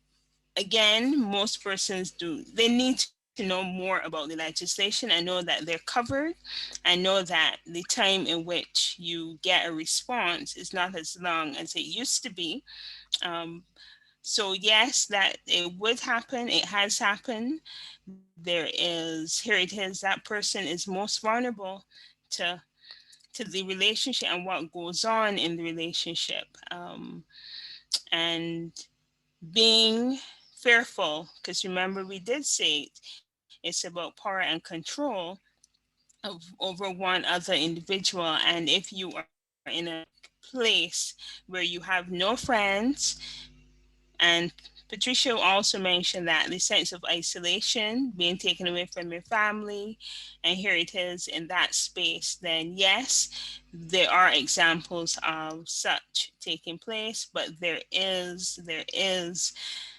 services that are available to such individuals. But again, to reach that mind space where you recognize this is not correct. And as shared earlier, you need somebody to sort of check in. But if you're by yourself, then who do you that trust with your partner is basically one in which you have been working with. So to go outside of that. So for sure, it has happened, and for sure, some persons have definitely reached out, and we need more stories shared so that persons know they can be safe. Wonderful, thank you so much. And Pamela, any thoughts from you?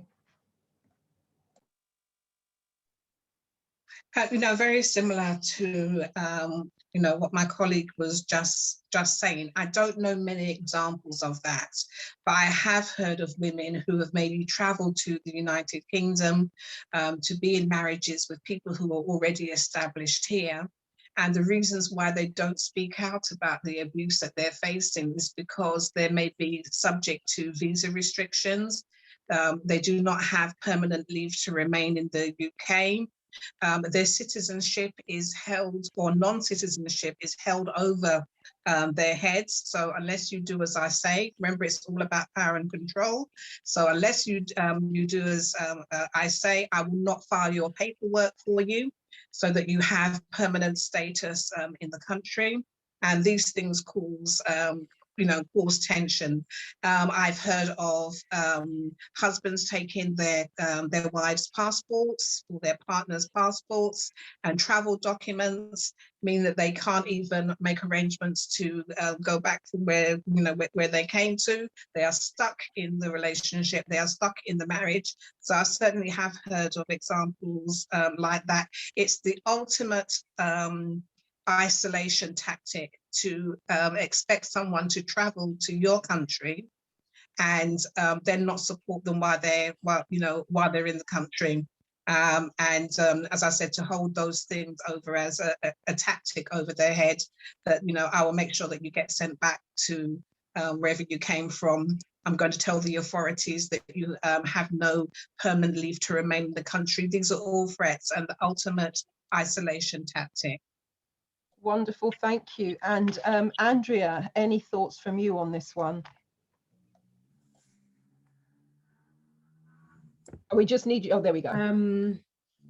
Well, when I was working in the refuges, you used to find a lot of women there who had no public recourse to public funds, and because they're, like Pamela just stated, the husbands held them ransom, and take their passports and take everything from them.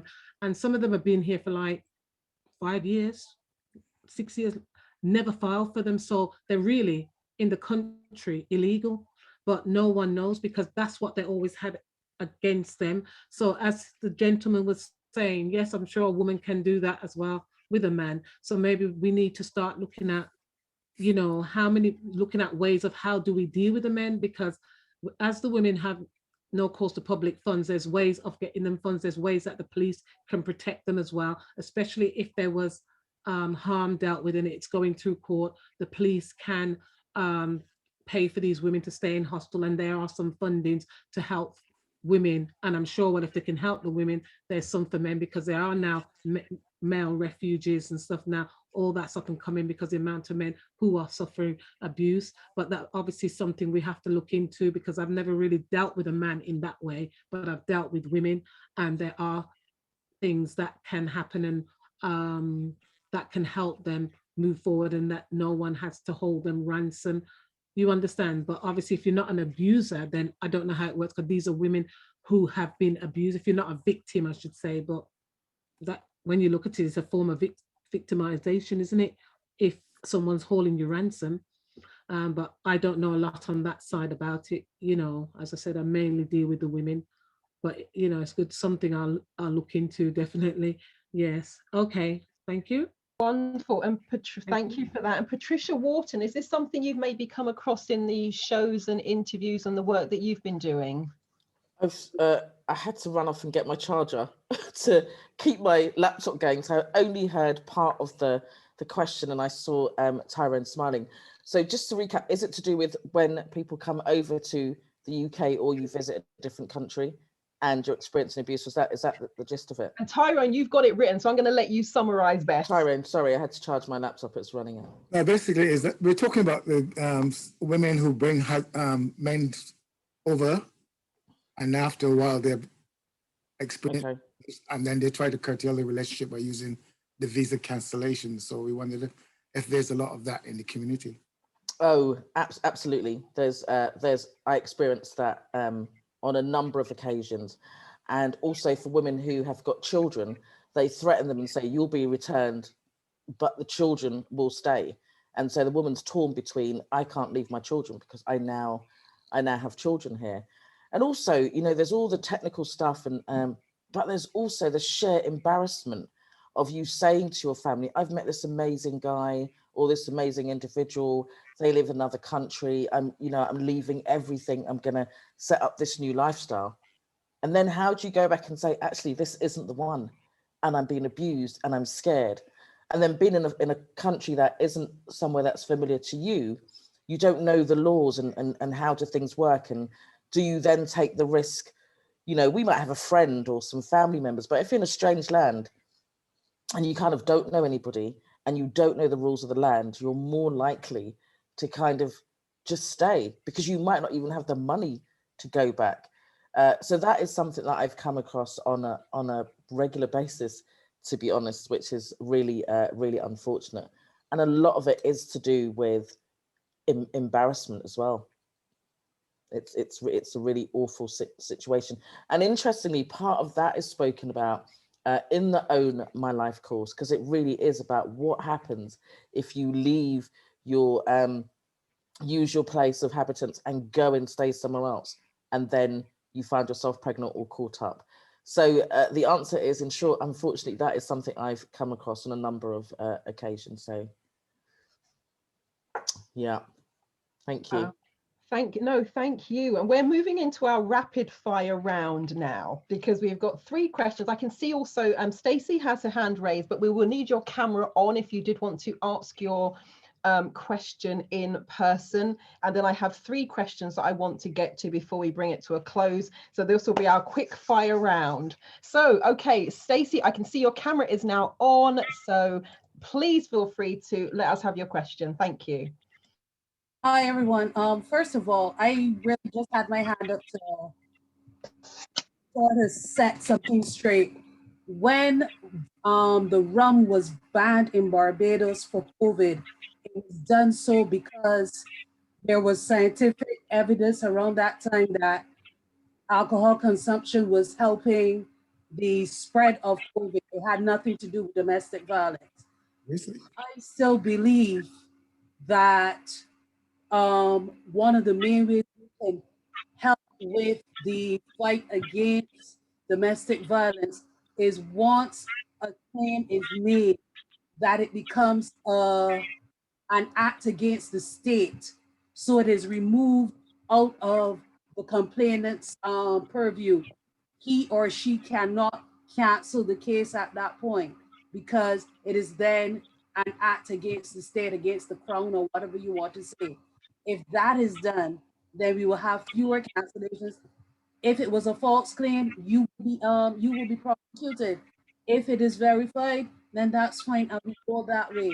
It's my suggestion because I know you said it's rapid fire. So really good presentation. Thank you very much. No, thank you. Thank you. And it's always good to have clarification and good information. So very much appreciate that. Okay, so one of the questions we had, and I really think this is, that's why I really wanted to get to this one. What are the, and they didn't say who they were directing this to, so I know we're going to get a variety of answers here. They said, what are the preventative methods that you speak of that is better than curing the situation once it has arisen? So what can be done to almost stop this before it gets to the point where there are big problems? So Sharon, we'll start with you. Preventative measures. I believe The best preventative measure right now is to focus on the children. There is more than enough research that says children who witness domestic violence are also the ones who grow up to become perpetrators or in some cases victims of that violence. So for me, it would be to engage them in greater discussions or family meetings, or in terms of what's taught at schools or groups, whether it's their groups, their language, their way of interacting. Let's deal with the children. And I'm saying children even from primary school level right up to secondary, even tertiary. That for me is and would be the benchmark in terms of dealing with it. Yes, stronger laws to be enforced, and being able to put the state or the responsibility outside of the two individuals, and until further investigation is done. And again, our new laws, our Domestic Violence Act 2015 touches on that. If it's a false claim, you're also held responsible. You can be given a fine or imprisonment. If you know that's going on and you have said nothing, then you too, even as a professional, has some liability as well. But for me though, without a shadow of a doubt, it has to be the children. Wonderful, thank you so much. Andrea, what are your thoughts on preventative measures? How about unmuted? Yes. Yes, can you hear me? Yes, we can hear you. Yeah, preventative methods, like I think we have to start, like you said, with the young children. We need to learn young people about healthy relationships. What is a healthy relationship? It starts from there, because when you actually get into it, like myself, you choose the wrong person.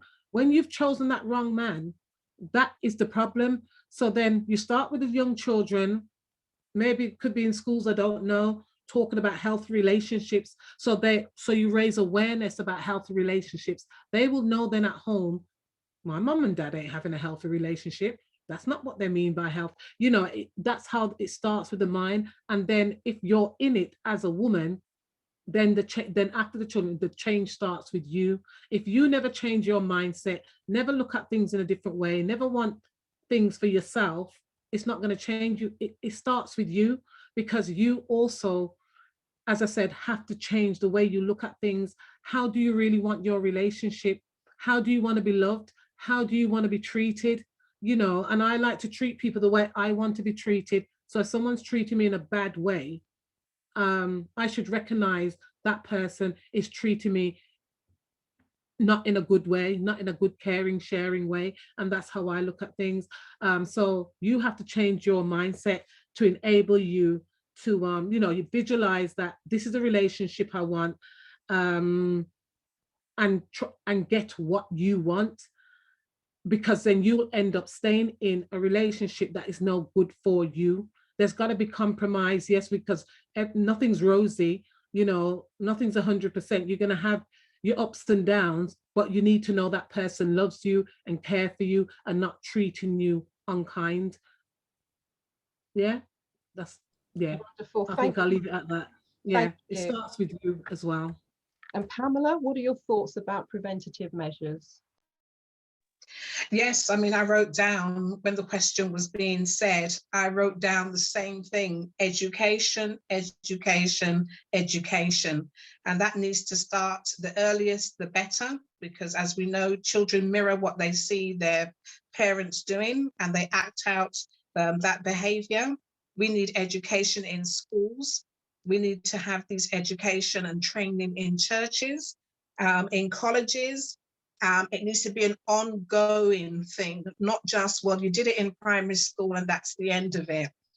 It needs to be a taught core subject amongst everything else, in terms of, I am disgusted at the relationships that our young people are rolling with in the UK. They expect the bare minimum. because they have no idea what a healthy relationship looks like. And I do believe that an ongoing program of training at primary, secondary, at college, and so on, and so that we get that right, so that men learn not to abuse, and men learn not to how to conduct themselves in proper relationships. I don't want to tell any young people on the call this evening, there is no rush for you to be in a relationship, because you get lots of media, social media pressure for young people to be in relationships when they're not really mature enough to do so. So, that's basically my response there, Marilyn, that we need to focus on education. Wonderful, thank you so much. And Patricia, is there anything you wanted to add in terms of preventative measures? Just to say, actually, that this is one of them, the talk that we're having today, because you're never too old to fall into an abusive relationship. So having these conversations, people talking about some of the things they've experienced, is really important. And so I guess it kind of encompasses what everyone else has said, really. It's about understanding the different types of behavior that is unacceptable, because domestic abuse isn't always the grand smack in the face.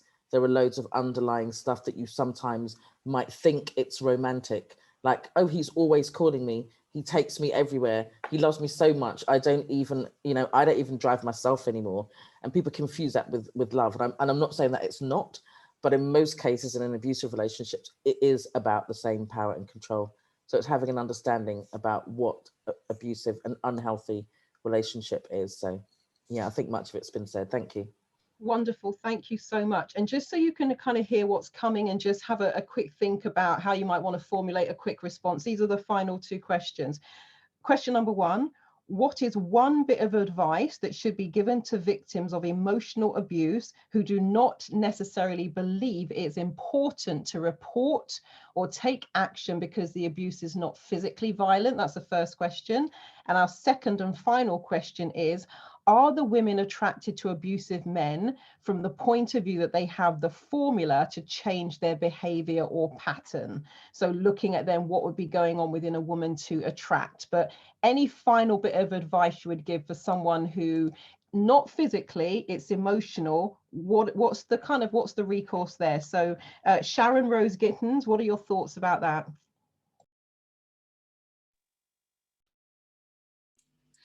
I'm actually thinking for that person who is being told things that may be belittling, hurtful in words, or they may not necessarily be any exchange of words. It's just what that person is doing that makes them feel uncomfortable and fearful of any action. And you within yourself knows that something is wrong and something needs to be done. For that person, I would say not only be mindful of what's going on, and you keep your journal, but you also make sure that you know what services are out there, and you also create within yourself that safety net, because it does not stay at the level of just emotional abuse.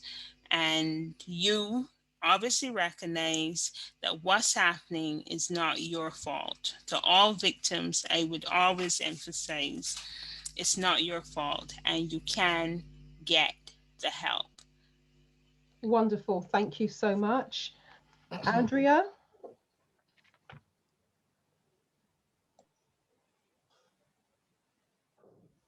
And you just need to unmute. Unmute, yes.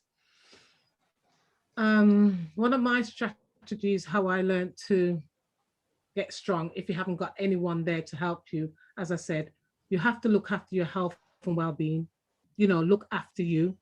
That's one of my messages, the main thing you need to do, because you may be going through anything, but you can have time to go and have a walk, exercise, meditate, do things for you, because that's the only way you're going to get strong. That's the only way your mindset is going to change, because as I said, it starts with you. And yes, you could be listening, you can have a friend maybe you can talk to, and like you said, there is support, some support services out there.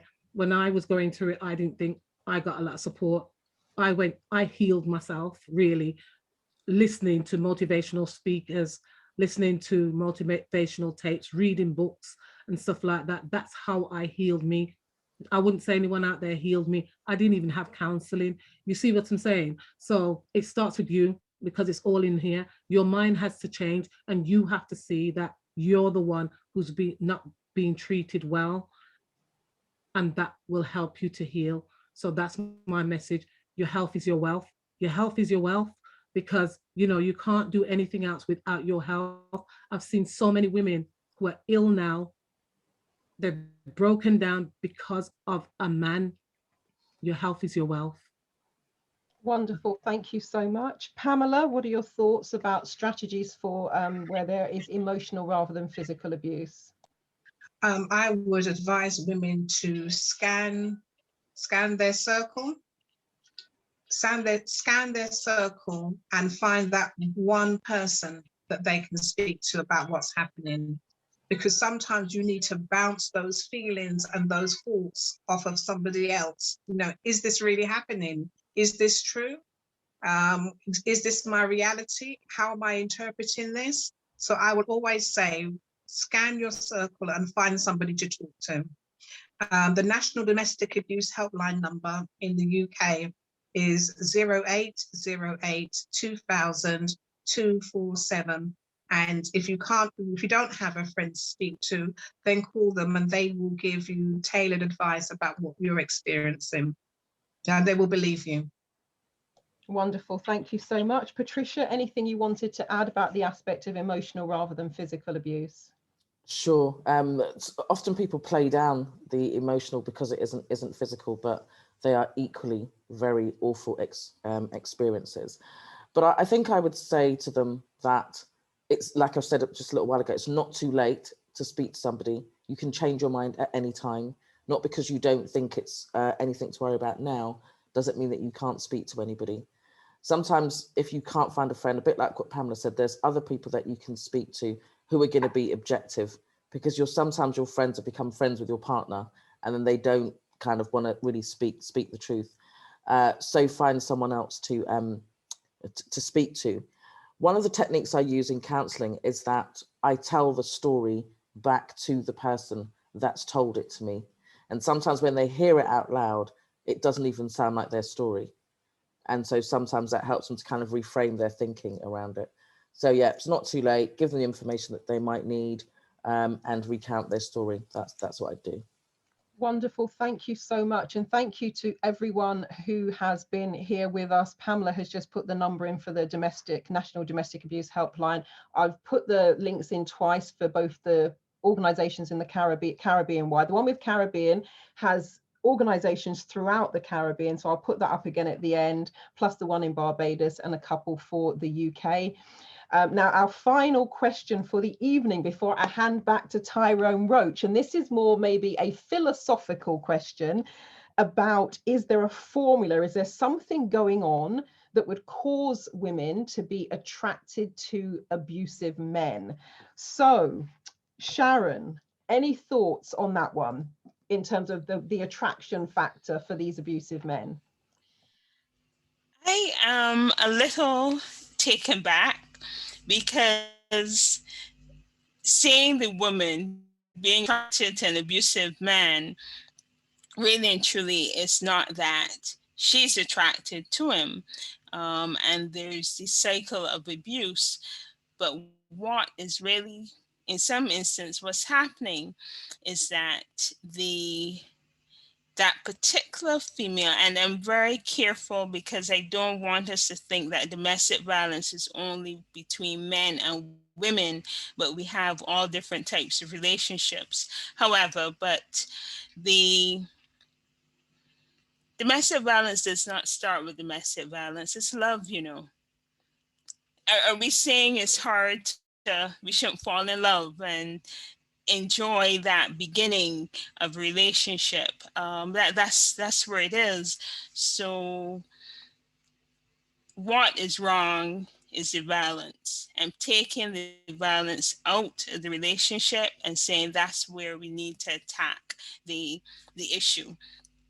And I wouldn't say that we should not fall in love. Of course, we should fall in love, but we should not. Definitely, no one has the right to hurt anybody else.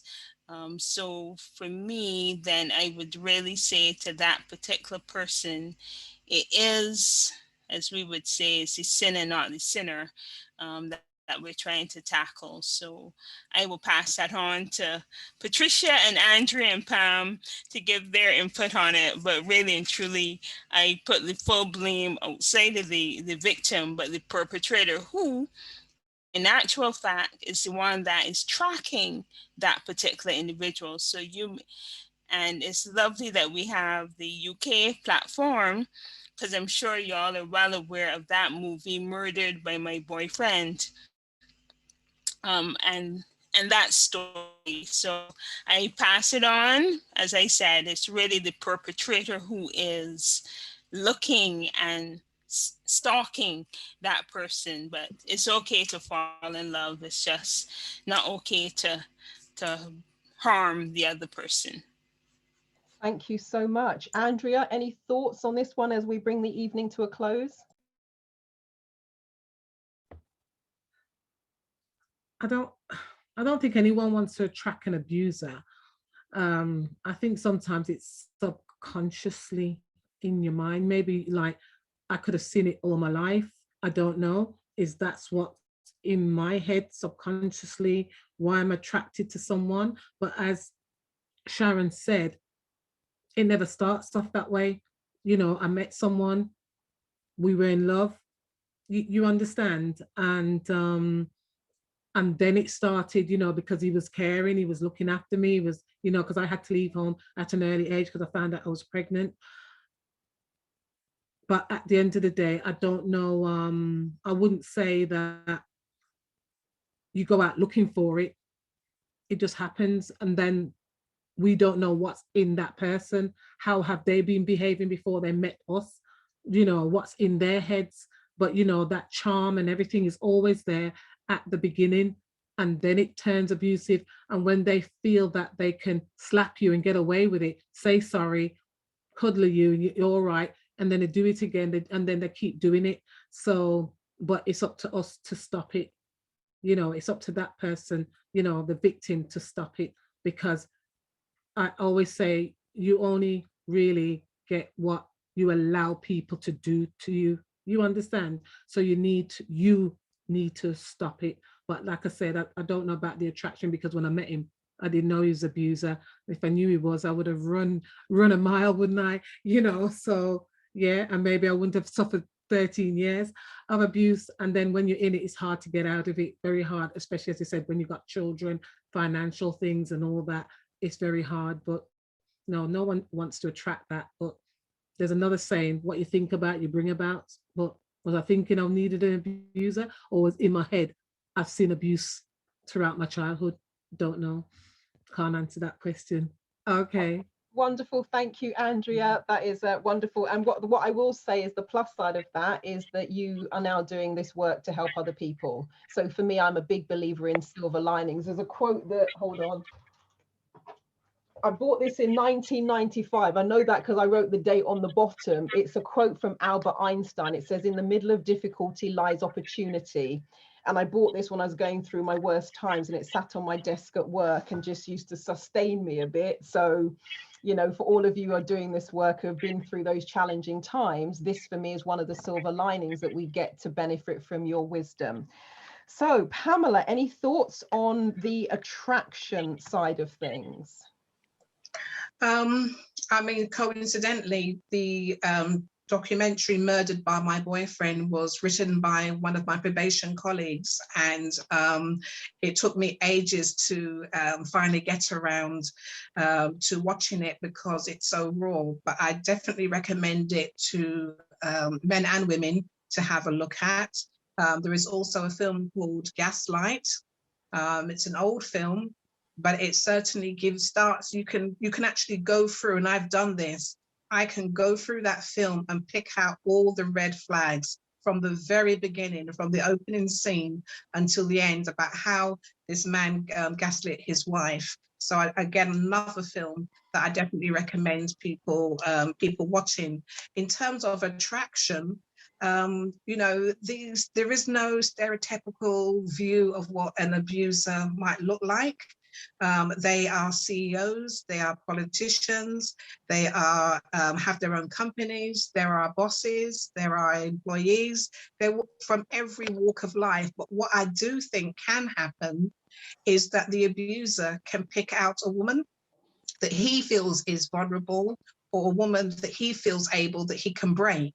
So I know that people who are barristers doing well, and when they go home, they are treated like servants, they're treated worse than servants, they're not even getting paid.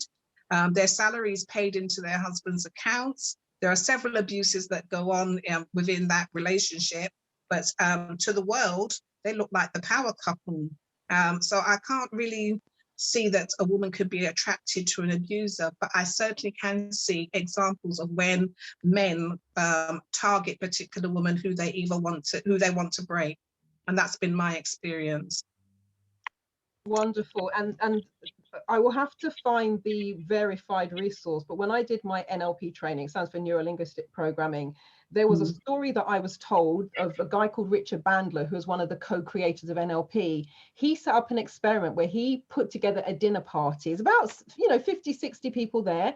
One of those people was an abusive husband. One of them was an abused woman. And then he looked to see who would pair up and who would leave together. No prizes for guessing. They found each other, they left together. So that one stuck in my mind. Somebody told me, well, the person who trained me told me that in October 2000, because we're talking about, what's going on inside of you. Well, and as you said, there'll be a little bit of a rate, a bit like being an abused child, the quiet one, the one who's less likely to speak up and to be all, shouting about it.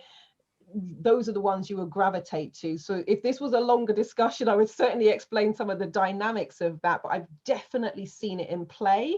And in the 9 years that I was a relationship coach, seriously, I could map out, what was going on in terms of the psyche and the values. And I could then say, I bet you this is what your partners have looked like so far.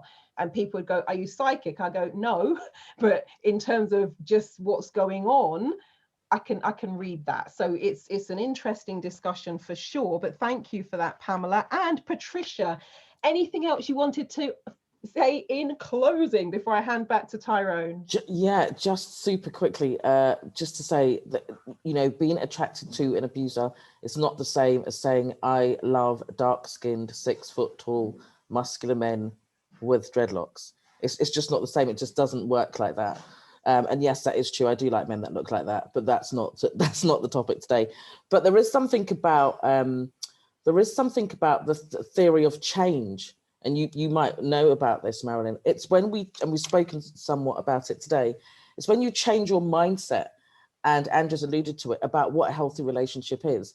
Because if you leave an abusive relationship but remain with the same mindset, you're quite likely to go into another relationship that's very similar to the one that you've just been into. So it's called the theory of change. And again, that's something that we look at during the Own My Life course. So it's about changing mindsets. It's not really about who we're attracted to. So yeah, so thank you. Fabulous evening in closing, a brilliant topic. The panel have been amazing. I see that Fazelle has put something about narcissistic tendencies. I could do a 3-hour talk on that. That's one of my most intrigued aspects. Cycle of domestic abuse, also something to think about. But just brilliant, both here and abroad, that we've managed to come together and to formulate what I think has just been an absolutely fabulous evening. So thank you very much. Oh, thank you all. And I'm telling you, this has been one of those silver linings of COVID, because previously these events would happen occasionally in London, not as frequently as this. And I really hope, hint, Tyrone, that even when lockdown is eased, I do hope we can continue to have some of these events, because it is beautiful to bring everyone together. And selfishly, I love hearing the Bajan accent and seeing those backgrounds as well. But this has been an incredible panel. So let me again thank Dr. Michelle Perry-Springer, who had to leave us earlier today. Sharon-Rose Gittens, Andrea Maynard Brade, Pamela Haynes, Patricia Wharton, Tyrone Roach. I've been Marilyn Devonish, your host and MC for the day. This has been a brilliant discussion. Thank you all to those of you who posed your question. Thank you for the written questions. Thank you so much for the links there in the chat. Tyrone, what I'll probably do is I'll send you the links that I've been putting in repeatedly for the helplines, and maybe when this goes up on YouTube, if it's going up on YouTube, maybe we can put some of those links there for, I put up the national help, nationalhelpline.org.uk, refuge.org.uk, none in three, that's NONEINTHREE, nonein3.org/Barbados and Grenada, and hotpeachespages.net, and that is /Caribbean. But all of the links, I've put them in the chat. I'll send them to Tyrone so they can go underneath the description of the video if you happen to be watching this as a recording and you want some of those resources. So thank you, everyone. An incredible night. I found it so valuable. Tyrone, back to you.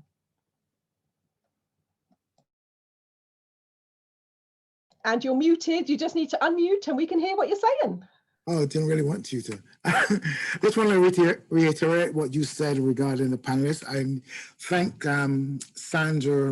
Sharon-Rose from Barbados. It's good to hear you. Andrea, for stepping in. I never met you before, but a wonderful presentation. Thanks. To Patricia, sorry for chucking you in at the deep end, but you did marvelously. And Dr. Michelle and Pamela, who I know very well. Thank you all so much. To everyone who's joined us this evening, perhaps next time we'll do one, somebody said menopause. That could be an interesting subject, couldn't it?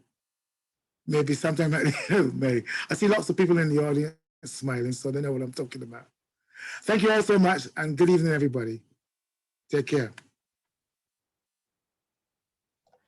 Oh, that was brilliant. That was so good. That could help so many people for sure. Sorry, Marilyn, can I just say that I think it's absolutely important to say how fantastically you have hosted this evening's event and how well you have pulled the whole thing together. I think you have been a brilliant host, and I wanted to say well done and thank you to you. Oh, thank you. Thank you. And I've agreed. Agreed. Oh, it was a good evening. No, thank you. And Tyrone, I'm sure you may not know, those of you who are speaking, Tyrone writes the outline and the structure in terms of how he, amount of time he'd like people to get, pulls together the bios, etc. So that is a massively big help. This time I employed a post-it note because the last one we did was a little bit, for me, it was too chaotic. I'm like, there's too many voices and all that sort of stuff. So, but when it all comes together, but it's not just me, it's a team effort, but thank you so much. And these are kind of challenging topics, but for me, one of the reasons I kind of also keep it light is not to belittle the magnitude of the situation, but not to make it the end of the world, because that in and of itself was a problem for me, in terms of, oh my God, it's all so serious. So laughter is a big part of the work that I do with clients when we're working on these kinds of issues. Because when they find themselves like smiling about something and laughing about something, suddenly it just takes the edge off of it. And when you can kind of go, whoa, that seemed like the worst thing in my life. And now actually I can take a little bit of a step back and go, actually, do you know what? Not as bad as I thought. So it's everybody has just been absolutely brilliant. And, when people share, I'm a big believer in the ripple effect. Even if you just touched one person today, that one person knows another person, that person knows another person, and before you know it, this whole thing is rolling. And that's the reason why I've been a big mouth about it for the past 20 years, because not on my watch, I do not want to see these things continue while I'm living and breathing and still on this planet. No, can't work. Need to build each other up. Good, yeah. Did you find listening to the UK presenters very informative? Very much so. It really and truly, having this exchange is helpful. It really, really brought up the fact that we're so far away, but yet we're still really and truly dealing with an issue that impacts on all of us. Yeah, it was clear. Huh? Yeah, we also have the national chair in here, Norma Paris, sitting there. Would you like to say anything, Norma? You can listen, thank the panelists as well. Norma? Yes. I think it's been a fantastic evening. Everyone did exceptionally well. I was quite impressed with all the information. I think, yeah, I like the person who said about doing one on narcissism. If that's the right word. I think that's a very interesting topic. Maybe we could include that one in the one with the menopause. And I also like to thank my new addition to the dashboard, Sherry Maxwell. Thank you for your help, Sherry. You're welcome. Anytime. Yeah. Anytime. Hi, Sherry. Good to see you. We can actually do this now. I know, this is so cool. I love this. I love this. You know, like I'm looking, Sharon, you're right in my center screen right this minute. You are thousands of miles away and it feels like we're in the same room. I just love it. Yeah. It is. Yes, sorry, Sharon, I was in the background putting people on mute, doing bits and pieces, letting people in, all that sort of stuff. So I was trying not to look too serious and was trying to listen to what was going on. And but anything for Barbados. Definitely, it's home. No, it's been too long. It's been too long. COVID has to go. One come home. Oh, yeah. What's the situation with the volcano dust while we're about it? Oh, it's been a blessing because I'm sure you've heard once you've gotten the ash, persons start to wear the mask more. Because that's positive. So I'm like, but at this present time, we've been getting some rain, which is, again, another plus. So persons have been cleaning, sweeping, and then there are different entities like our sanitation services, they have been collecting. And there are other entities that will take the ash for plants. And so it has been positive. I have collected my little container. I don't have one from 1979, but I have one between. So now the rains, and we are a month away from hurricane season. So with the rains coming in today, then we've been able to have the ash from off the streets because there's so much that we can do. And then you've also had new jobs cropping up. So more persons, more cleaning agencies, so offices were closed and delays in the start of school, and so it has had its blessings. Thank you to the Barbadian correspondent, Sharon. Yeah. And I can say that my mother has been offended by the ash. She's been offended. Offended? How dare that ash come in her house? Oh my! Mom is affected by everyone's been affected. Yeah. But it's in my house. I said, Mom, it's not, you're a dirty person. And true. She actually said to me, she feels as if she's done something wrong. I said, you haven't done anything wrong. But that's a combination of that and being locked up because of COVID and then being locked up so you're going to need to have an eye on the older generation because they're point taken. Yes, because I am quite conscious of the fact that not everybody sees it the way I do in terms of that positive light, and there's benefits, and as we're going on, because there are those persons who, Grant, you have cleaned and helped clean, and my husband has been cleaning literally every single day. So I see it as I'm getting some exercise I didn't get in terms of walking around, but for some persons, it can really be very strenuous, more stressful. Especially off the back of a lockdown, because you had the lockdown, then the volcano, so it's all emotional. Yes. Mental health is definitely quite critical, and not to them to blame themselves, but still try to find themselves in it, you know? Yeah. But it's less ash on the roads. It's just areas of guttering that, yeah.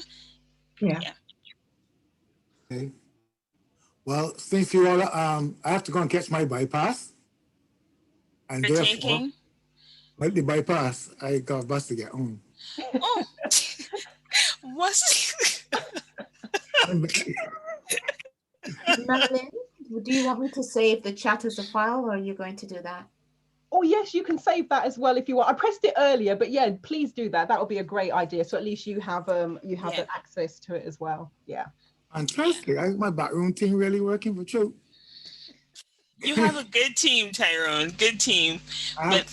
There's some great people in this community, like there are in Barbados, who are always willing to volunteer and transfer their skills to the others. So. He pays me in food.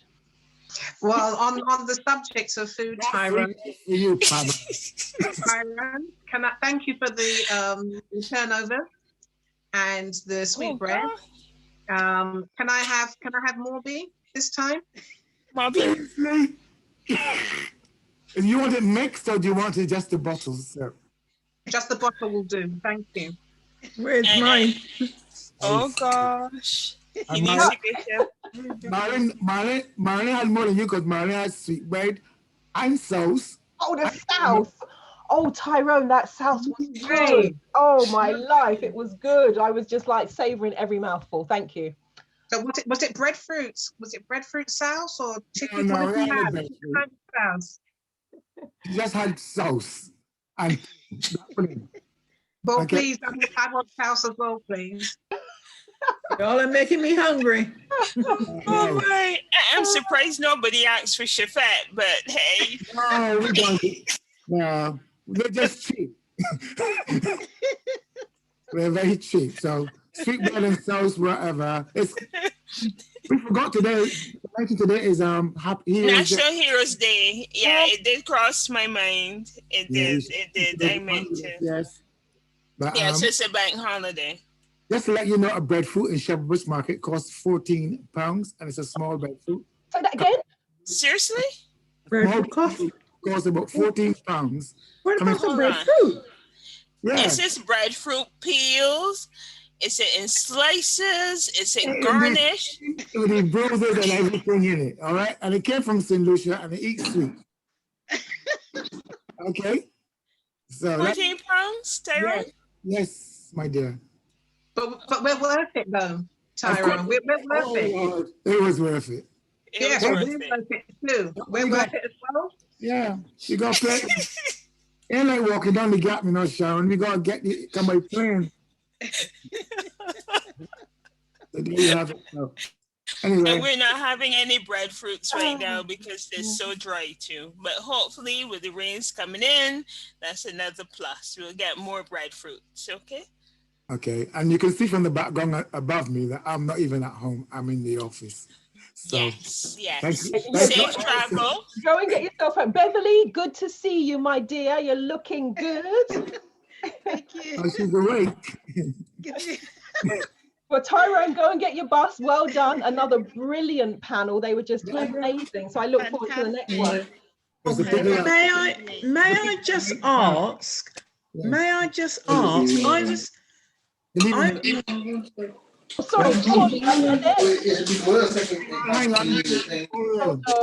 hold on. Annette, sorry, what were you saying, Annette?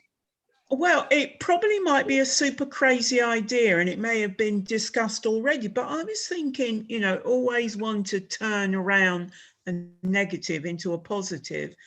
This ash, I mean, can it not be used? I don't know what it's like. I'm not there. Can it not be used to, you know, mix with cement and sand or something? Make, you know, entrepreneurs, could they make? Could they make? I wanted to say, could they make structures?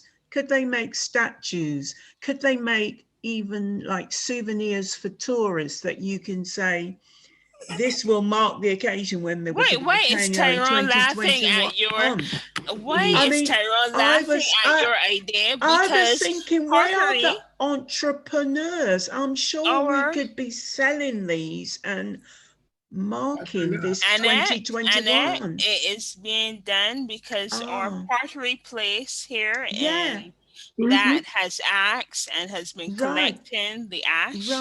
And in some of our local farmers as well, they have also been collecting ash. So it's a campaign. I'm not sure if y'all connect still. Yeah, so Tyrone, do not laugh at Annette's idea, okay? I think it's a wonderful idea. I thought it's been what done. You're it's saying, mix with clay, make statues, make structures, make ornaments and stuff, give it to the, tourist items, souvenirs. It's a wonderful opportunity to mark 2021. They're examples of, correct. Oh yes, and there's wonderful examples where persons have used the ash and created cement blocks. Outside, right, not necessarily in the Caribbean, but it is useful. And I've got my little thing of this is gold from Dubai, and I have got sun, sea, and sand from when I was a teenager and went to Barbados. So it's a bottle with sand, blue water, then space. And I've got a volcanic rock sort of necklace that I got from Gran Canaria last year. And those people charged me like 49 euros or whatever it was for that thing. So you're absolutely right. I think I can see that coming. I thought I could see this as a real goer, but I'm not really that entrepreneurial. Good idea. So definitely look out for your 2021 Ash Barbados. I'm prepared to buy one. Yes. Thank you. I was shocked. Okay, Tyrone, off you go. Get off home. Thank you. And remember to stop the recording, save your recording. Yes. Be safe, everyone. We'll talk. Yeah. Bye.